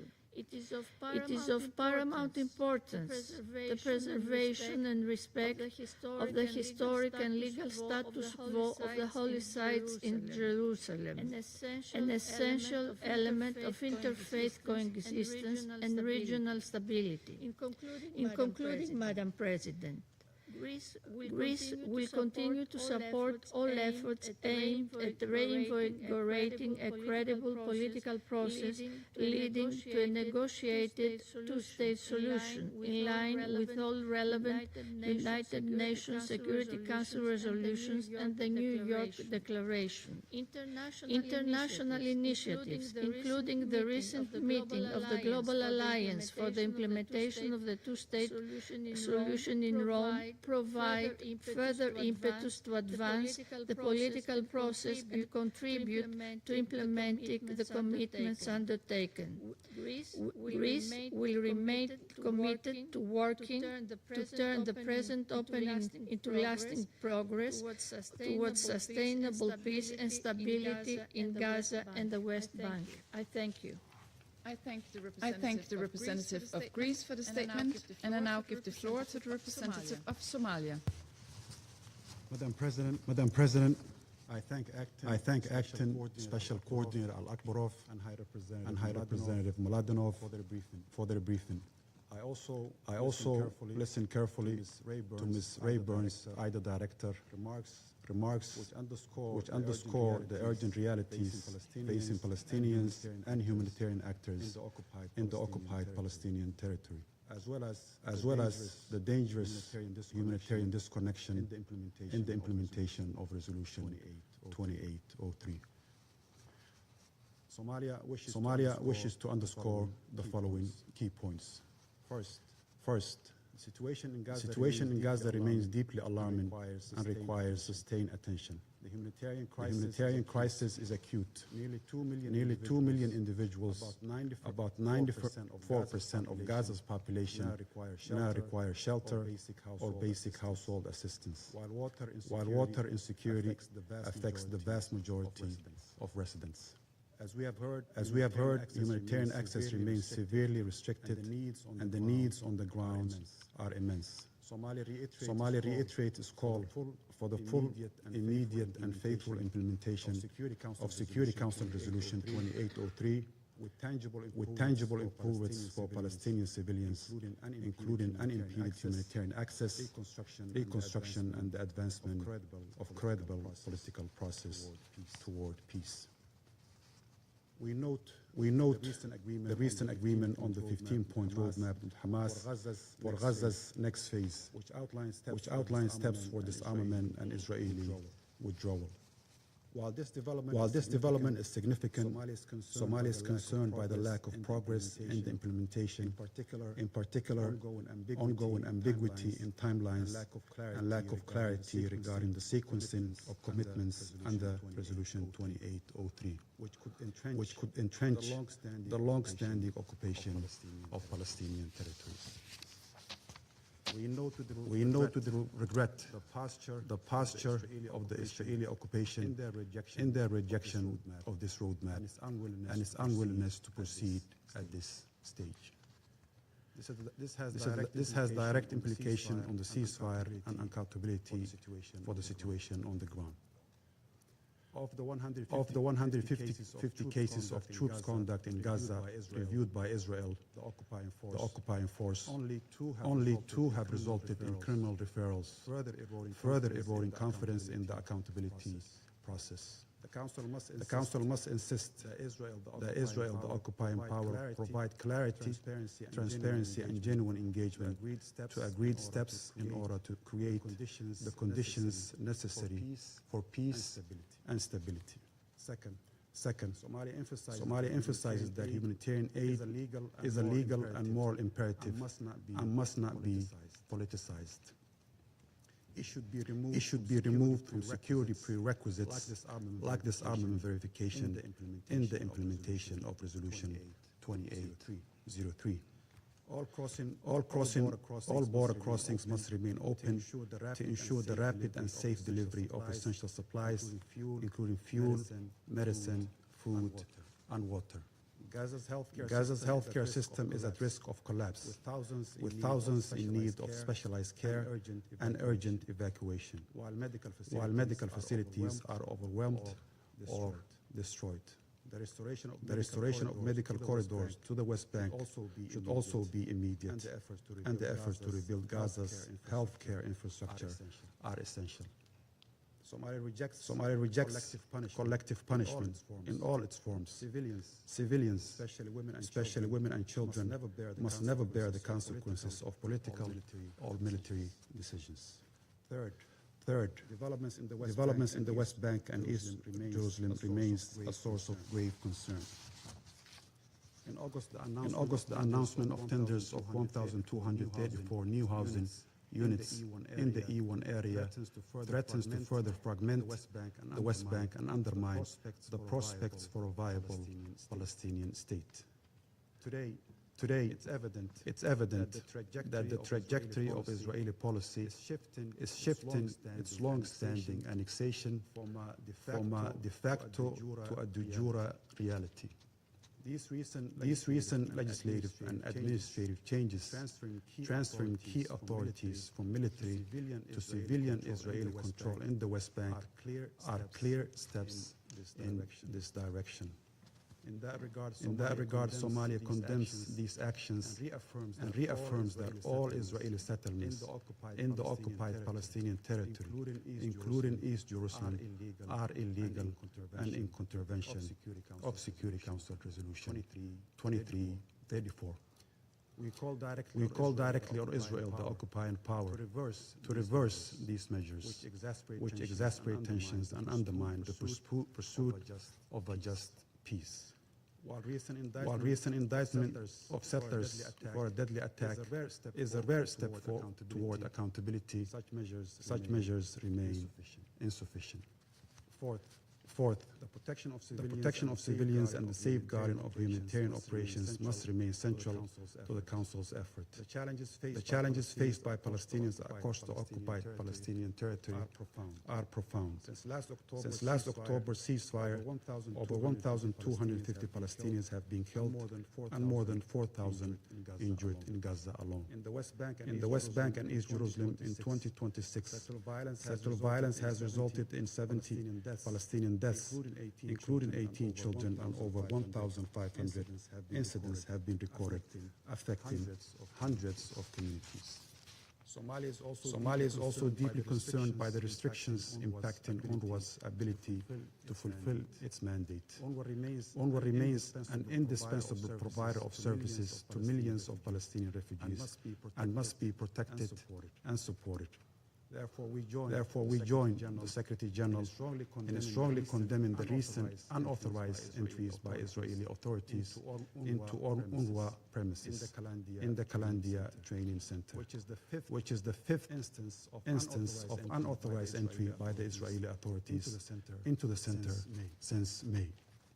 It's imperative that the UN premises are respected and that the humanitarian and UN staff are able to operate safely with their privileges and immunities fully upheld. Lastly, Madam President, the multifaceted challenges before us cannot be addressed solely through the humanitarian lens, which is under severe restriction today. A durable political solution is in addressing the long-standing root cause of occupation is indispensable. The faithful and the full immediate implementation of Resolution 2803 and 2334 must be prioritized. The unity and territorial integrity of Gaza and the West Bank, including East Jerusalem, must be preserved. Somalia is particularly concerned by the withholding of $6 billion of Palestinian Authority tax revenues and banking restrictions, which threaten Palestinian governance and exasperate the humanitarian crisis. Somalia reaffirms its unwavering support for the Palestinian people's right to self-determination and the establishment of an independent, sovereign and contiguous state of Palestine based on pre-1967 borders with Al-Quds al-Sharif as its capital. I thank you. I thank the representative of Somalia as for the statement, and I shall now make a statement in my capacity as the representative of Denmark. And let me also start by thanking Acting Special Coordinator Alec Barov, High Representative Mladenov, and Ms. Rayburn for their important briefings. Colleagues, today we take stock of the implementation of Resolution 2803, 9 months after its adoption. High Representative Mladenov asked this Council to say plainly and repeatedly what this Council has already decided. And plainly said, despite the continuous efforts of the Board of Peace and regional mediators, we must face the facts. We have not seen the progress we had hoped for and promised 9 months ago. Resolution 2803 sets out several important requirements: the disarmament of Hamas, the deployment of the International Stabilization Force, the National Committee for the Administration of Gaza assuming its responsibilities in Gaza, and the phased withdrawal of IDF from Gaza. We welcome the progress made towards a disarmament agreement and call on all parties to embrace it and commit to it in good faith. Resolution 2803 and the 20-point plan also call for full humanitarian access, including the rehabilitation of infrastructure. Yet, severe restrictions persist. Civilians in Gaza continue to live in appalling conditions. Many live in tents, exposed to the elements, without sanitation, clean water, or sufficient food. This leaves them dangerously vulnerable to disease. Hundreds of thousands of children remain out of school, denying them not just an education today, but years of opportunity in the future. The 20-point plan specifically required the rehabilitation of hospitals. However, we continue to hear reports that there has been little to no improvement in the healthcare situation since the ceasefire. Most hospitals in Gaza are fully or partially destroyed, and medical care is taking place in makeshift facilities or tents. Despite the ceasefire, no health facility in the Gaza Strip has been rehabilitated to full functionality. Therefore, Denmark again calls for the medical corridor between Gaza and the West Bank, including East Jerusalem, to be reopened. We also, once again, call for the lifting of all restriction of humanitarian aid in line with international humanitarian law. This includes the unreasonable restrictions on dual-use items. As we heard today from Ms. Rayburn, international NGOs play a crucial role in humanitarian aid operations in Gaza. They should be allowed to operate. Colleagues, allow me to return to the West Bank, where the situation has deteriorated even further since our last meeting just 2 weeks ago. The acting special coordinator has described the situation in detail, and we've all seen the images of settlers terrorizing Palestinian communities. Such acts of violence should be adequately addressed and accountability ensured. As discussed in our last meeting, settlements continue to expand. With tenders issued last week for the E1 settlement project, de facto annexation has moved one step closer. As Foreign Minister Luke Rasmussen has stated, this tender is a destructive move by the Israeli government, undermining the two-state solution. Denmark again calls for the immediate hold of the E1 plans and underscores that settlements are a flagrant breach of international law. Economically, Palestinian life in the West Bank is suffocating in an ever tighter chokehold. Israel's continuing withholding of tax revenues is driving the Palestinian Authority's debt even deeper and undermining its capacity to deliver services as well as the necessary reforms. And finally, many today have mentioned Israel's latest unauthorized seizure of UNRWA's Kalandia facility in East Jerusalem yesterday. Also, this is unacceptable. We urge Israel to abide by its international obligations to ensure the protection and inviolability of UN premises. Denmark fully supports UNRWA's indispensable mission. In closing, it has been said many times in this chamber, but it bears repeating today. Gaza and the West Bank are two parts of the same story and two integral parts of a future Palestinian state. We cannot address one while allowing the other to deteriorate. We all see the trends clearly. If we continue down this trajectory, we will very soon be in a situation where the two-state solution we all committed to will no longer be a possibility, and where steps towards a de facto annexation will be irreversible. Lasting peace can only be achieved through a two-state solution, most recently reaffirmed in the New York Declaration. Denmark will continue to work support its full realization for both Palestinians and Israelis alike. And I resume my function as President of the Council and now give the floor to the permanent observer of the Observer State of Palestine.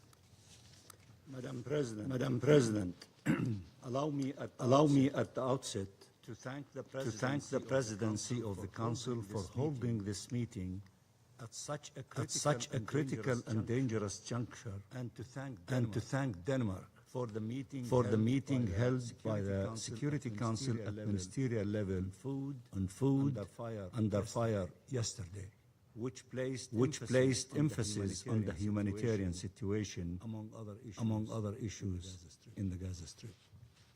Allow me also to thank the briefers for their contributions. Madam President, the ICJ concluded in no uncertain terms that, and I quote, the violations by Israel of the prohibition of the acquisition of territory by force and of the Palestinian people's right to self-determination have a direct impact on the legality of the continued presence of Israel as an occupying power in the occupied Palestinian territory. End of quotation. In addition, that and I quote, the sustained abuse by Israel of its position as an occupying power through annexation and an assertion of permanent control over the occupied Palestinian territory and continued frustration of the right of the Palestinian people to self-determination violates fundamental principles of international law and renders Israel's presence in the occupied Palestinian territory unlawful. End of quotation. Annexation has long been underway, but Israel has now crossed the Rubicon when it comes to full-fledged, full-blown annexation with the release of the tenders for E1 plan. The Israeli government stated clearly that its goal in issuing these tenders was the destruction of the Palestinian state and the triumph of the settler state. This is in parallel with the settlers' violence terrorizing the Palestinian population that the Israeli government has helped unleash, is refusing to control and continues to effectively support. They do not care that annexation kills any prospect for peace in our region. This is indeed their objective, as their appetite for colonial conquest is far greater than their concern for their own people. They want to derail the efforts of President Trump and the implementation of the comprehensive plan, which encompasses the clearly affirmed policy of President Trump rejecting annexation, while Palestine, the region, and other international partners are mobilizing to consolidate the ceasefire in Gaza and to implement the resolutions of this council in this regard. Their objectives are clear. They are ideological and electoral and reflective of an illusion that the Palestine question can be addressed by the annihilation of our national project and the destruction of our state and our people. This is madness, and this strategy of perpetual war and denial of our rights has failed over and over again, but comes with a heavy and unbearable human toll.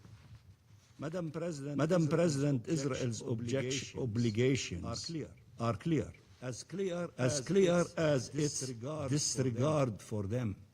Israel's crimes committed against our people and the grave breaches of international law are among the best documented in history. I repeat, among the best documented in history, and you all know that. So I am here to speak of the obligations of the rest of the international community in view of Israel's persistence in committing these breaches.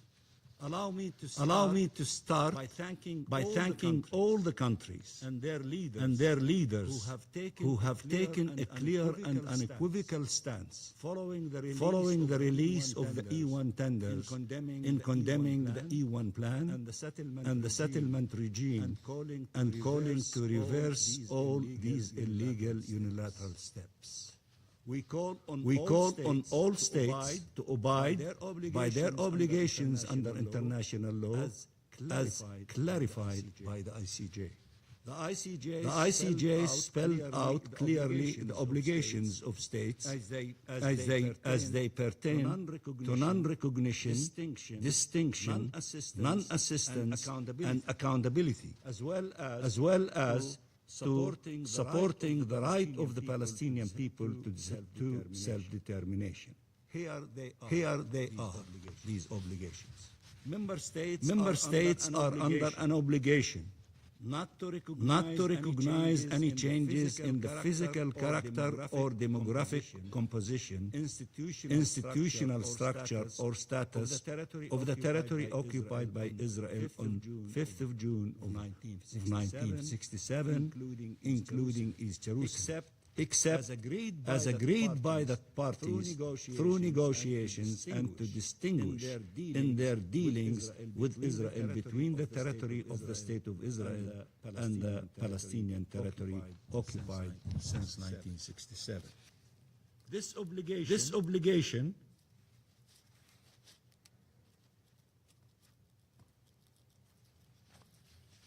This obligation of distinction encompasses the obligation to abstain from treaty relations with Israel in all cases in which it purports to act on behalf of the occupied Palestinian territory or a part thereof.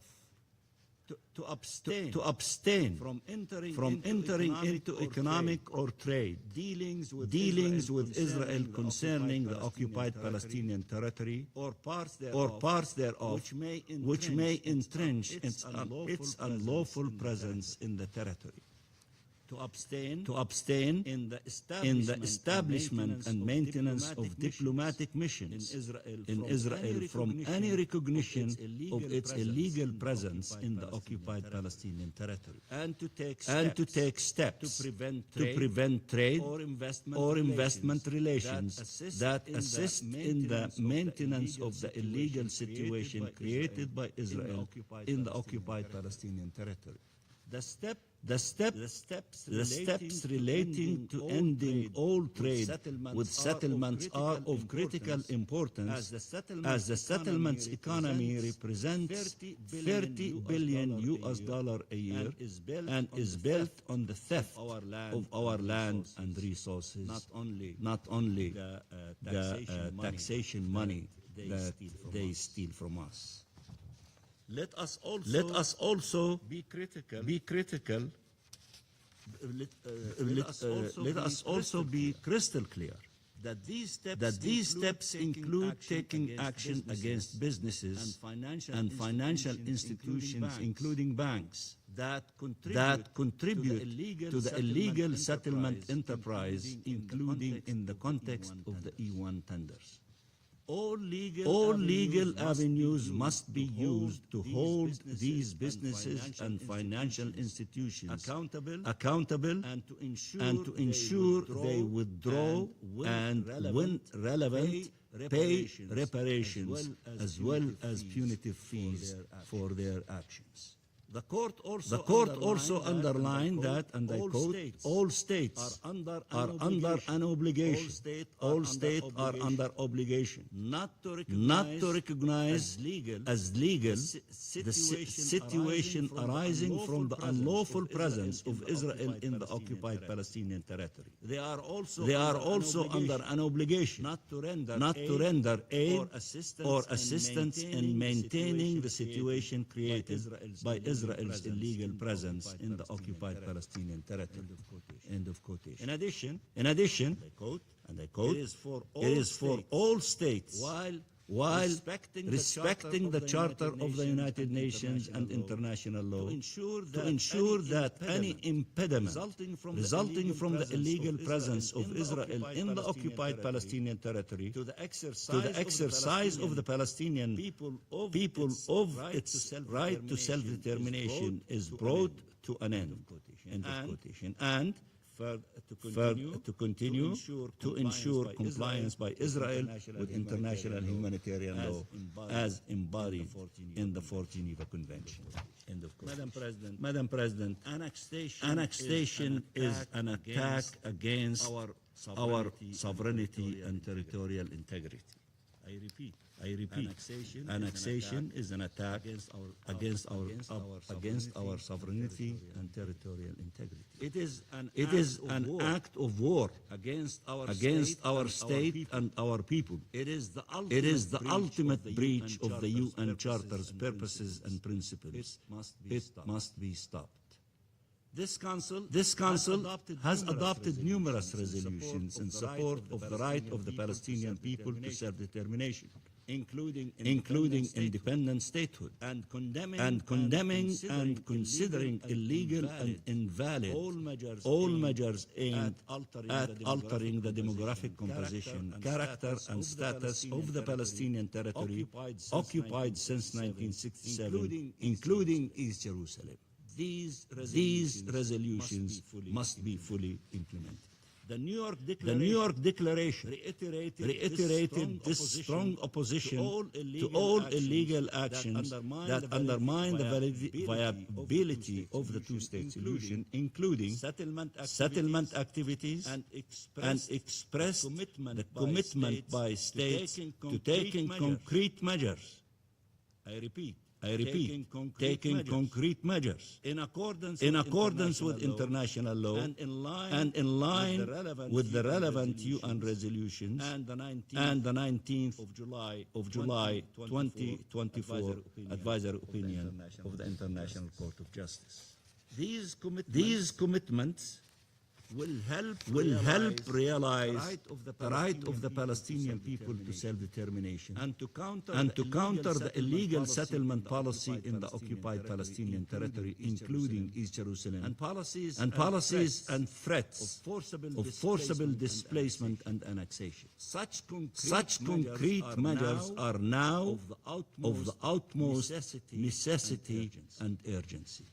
Madam President, the attack on the UN, notably UNRWA, aims at facilitating such forcible displacement of our people and annexation of our land. the storming of UNRWA's Kalandia Training Center, the raising of the Israeli flag on UN premises again, and the childish yet dangerous video of Ben-Gvir in military attire behind the desk of the director of the center constitute breaches of UN Charter and of the inviolability of UN premises as stated by the ICJ. They are part of a pattern to destroy UNRWA in the hope of liquidating the question of Palestine refugees. If such attacks against the UN and its personnel are tolerated in occupied Palestine, including occupied East Jerusalem, then we are undermining the protection of the UN and its personnel everywhere around the world. Such actions must not only be condemned, we must collectively fight back, stop them, not to allow them to happen. I just want to note that this Israeli government has dedicated itself to deploying their so-called might against those who cannot fight back. Bombing civilians, attacking communities, abusing prisoners, killing UN and humanitarian personnel, and parading in UN premises. International law was built to protect the most vulnerable, and the world is failing them in Palestine and failing those trying to help them, UN personnel and humanitarians. You've listened to Ms. Rayburn testimony and briefing. This arrogance by Israel is fueled by a deep-seated sense of impunity, a certainty that they will not be held to account. Defeating this certainty is indispensable to putting an end to these horrific actions. Madam President, nowhere in this impunity more glaring than in the Gaza Strip, where the killing of tens of thousands of Palestinian civilians and national and international UN and humanitarian personnel and crimes against an entire civilian population have led to no one being held accountable. Israeli investigations and Israeli courts are designed to foster and ensure such impunity, not to deliver justice. This is clear in all the investigations launched so far by Israel. While IHL stipulates that the occupying power has an obligation to ensure the protection of the people under its occupation, it is evident in Gaza and the West Bank, including East Jerusalem, that Israel not only fails to ensure such protection, the civilian population under its occupation is its primary target as part of its policy of destruction and displacement of our people. The Palestinian people must be afforded without delay international protection until such time as their sovereign and independent state is able to protect them. I repeat, the Palestinian people must be afforded without delay international protection until such time as their sovereign and independent state is able to protect them. Madam President, the Middle East is not condemned to perpetual war. It is our collective policies that determine its future, and our ability to stop the policies that entrench occupation and fuel war and violence, and to pursue policies that allow for liberty, sovereignty, and peace to prevail will determine how the Middle East will look for decades to come. We believe in a Middle East sovereign states enjoying shared peace, shared security, and shared prosperity. We must not allow anyone to deprive the peoples of our region of such a prospect. We must act resolutely now, or the horrors we have seen so far will only be a prelude for more horrors to come. A different future is possible if we act together today. I thank you very much, Madam President. And I thank the permanent observer of the Observer State of Palestine for the statement. I now give the floor to the representative of Israel. Madam President, I'd like to begin by thanking today's briefers. It has been 5 years since I last addressed the Security Council. I'm proud to be back representing Israel at the United Nations and to address this council today. In one of my last speeches here, at the height of the COVID-19 pandemic, I gave this council a warning. I warned that Iran was using global attention on COVID to advance its dangerous agenda. I warned about Iran's nuclear ambitions, its advanced missiles production, and its support for terrorist proxies throughout the Middle East. Hamas, the Houthis, the Shia militias in Iraq, and Hezbollah.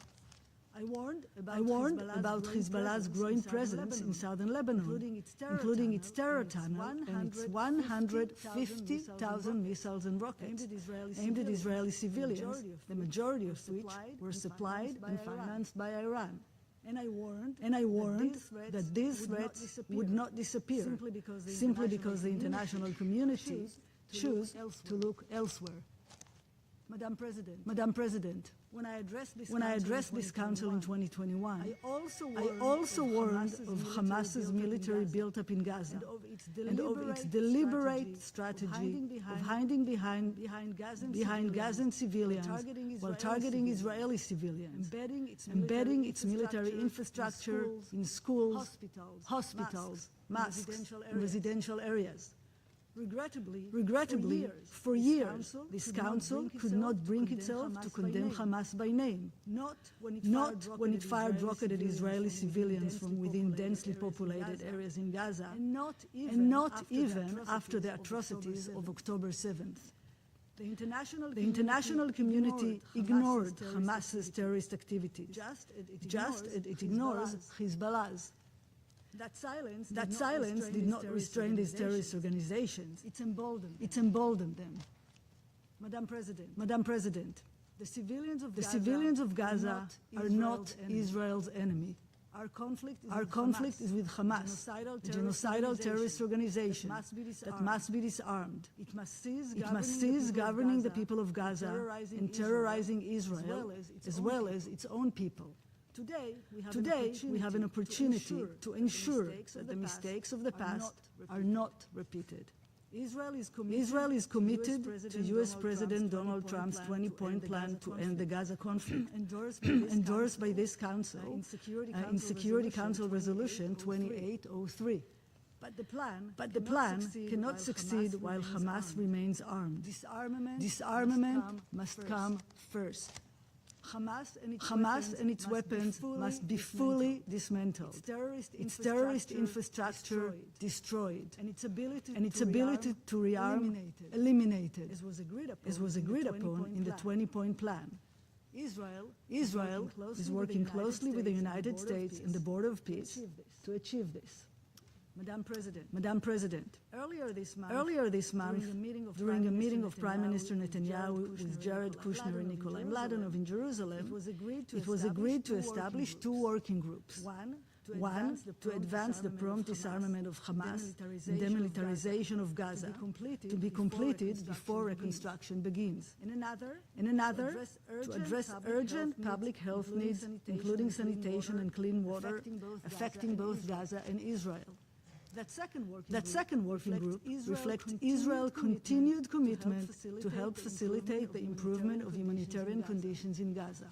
Since the ceasefire began, some 600 trucks per day have carried approximately 2 million tons of food into Gaza, including an additional 200,000 tons since the Council's last monthly meeting. These quantities significantly exceed every benchmark for humanitarian food requirements published by the World Food Programme for Gaza. In the same period, more than 21,000 tons of medical equipment have entered Gaza. Last week alone, some 2,000 tons of food supplies, 200 tons of shelter material, 200 tons of water, sanitation and hygiene supplies, and 35 tons of medical equipment entered the Strip. We are also working with the international community, UNDP and UNICEF, to prepare for the coming winter. This means improving the water and sanitation situation, expanding sewage treatment, addressing waste accumulation, and facilitating the entry of additional shelter material. We thank Germany for donating 2 truck scanners. Each is capable of screening more than 100 trucks per day. One had already been installed at the Erez crossing and able to open as an additional entry point for goods in September alongside the Kerem Shalom crossing. This will significantly expand humanitarian aid capacity. Nearly a year into the ceasefire, the humanitarian trajectory is improving, and Israel will continue working with its partners to improve conditions further. Madam President, humanitarian assistance is important, but it cannot deliver security or a sustainable future for Gaza. Aid alone is no substitute for what must ultimately be done. Hamas and other terrorist organizations must be disarmed so that Gaza can rebuild their lives and have a future free from its control.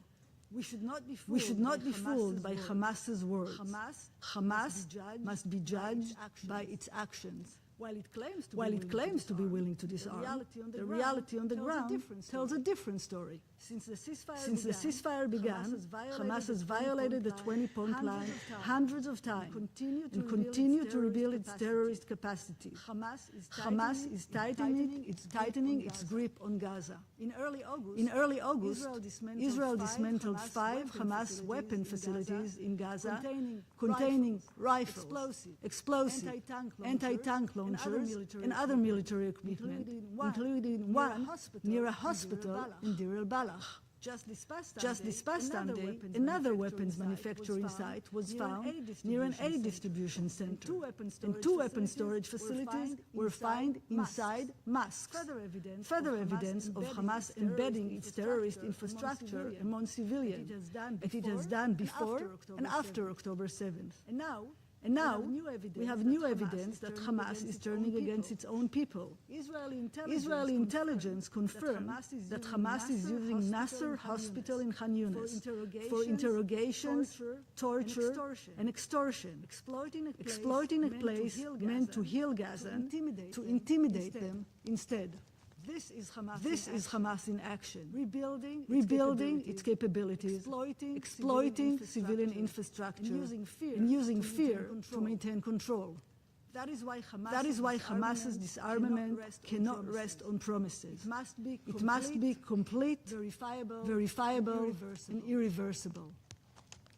Madam President, Israel knows what happens when disarmament exists only on paper. We learned the lesson in Lebanon. Resolution 1701 was supposed to ensure the disarmament of Hezbollah and prevent another war. Instead, Hezbollah rearmed. They built an extensive military and tunnel infrastructure, including within civilian areas along Israel's border. With Iranian weapons, funding, and training, Hezbollah grew into an even greater threat. Madam President, Israel has no territorial ambition in Lebanon. We want a secure border and a Lebanon governed by its own institutions, not dominated by an Iranian proxy terrorist organization. far more unites Israel and Lebanon than divides us. With U.S. facilitation, Israel has engaged directly with the Lebanese government, culminating in a framework agreement signed in Washington, D.C. in June. This dialogue offers a real opportunity to turn the page and open a new chapter of stability. But that opportunity requires Hezbollah to be dismantled and Iran's grip on Lebanon to be broken. Israel remains committed to the ceasefire arrangement, but we will defend our citizens and act against imminent threats. Any further steps must be based on performance on the ground, ensuring that areas from which Israel withdraws remain free of Hezbollah and its military infrastructure. Hezbollah is the only force standing in the way of peace and prosperity in Lebanon. Madam President, we heard many speakers today refer to Kafr Aqib, which speakers here refer to as UNRWA Kalandia Center, including false claims that Israel is acting against the United Nations. Having been personally involved in this issue for several years now, I would like to clarify the facts. Kafr Aqib is a densely populated Arab neighborhood in Jerusalem, facing a severe shortage of land for much-needed local educational facilities. Currently, approximately 2,000 local Arab students, including children with special needs, must commute long distances to reach schools elsewhere in the city. For decades, UNRWA has walled off approximately 90 dunam of land in that neighborhood, despite holding no property right over it. Lawfully owned by the Jewish National Fund since 1937, the property was allocated to the Jerusalem municipality for educational facilities serving the Arab children of Kafr Aqib. In 2022 and 2023, I personally participated in meetings with the former UNRWA Commissioner General to seek an arrangement that would allow a school to be built on this site. And I'll be happy to share more information later with interested colleagues. Regrettably, UNRWA rejected the request amid political pressure from local employees opposed to cooperation with Israel. Sadly, this is not surprising. The October 7th massacre exposed Hamas's infiltration within UNRWA, including the involvement of UNRWA's employees in the attacks. Yesterday, after trying to find a solution for years, the municipality took possession of the compound to open a school for the coming academic year, providing local children access to quality education closer to home. Ultimately, the core issue is this: children who need schools and education. It is shameful that the UN put political consideration ahead of the educational and humanitarian needs of Kafr Aqib's children. Madam President, 5 years ago, I warned this Council about Iran, Hezbollah, and Hamas. We have all seen the consequences of allowing those threats to grow unchecked. Israel will not allow this to happen again. Today, we have an opportunity to choose a different path.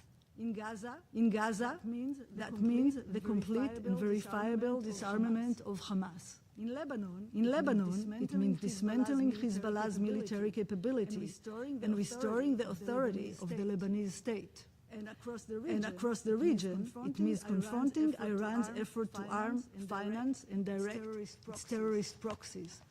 Israel seeks a different future, one in which the people of Gaza can rebuild their lives. Lebanon can reclaim sovereignty over areas long controlled by Hezbollah. And Israelis can live without the constant threat of rockets, tunnel, and terrorism.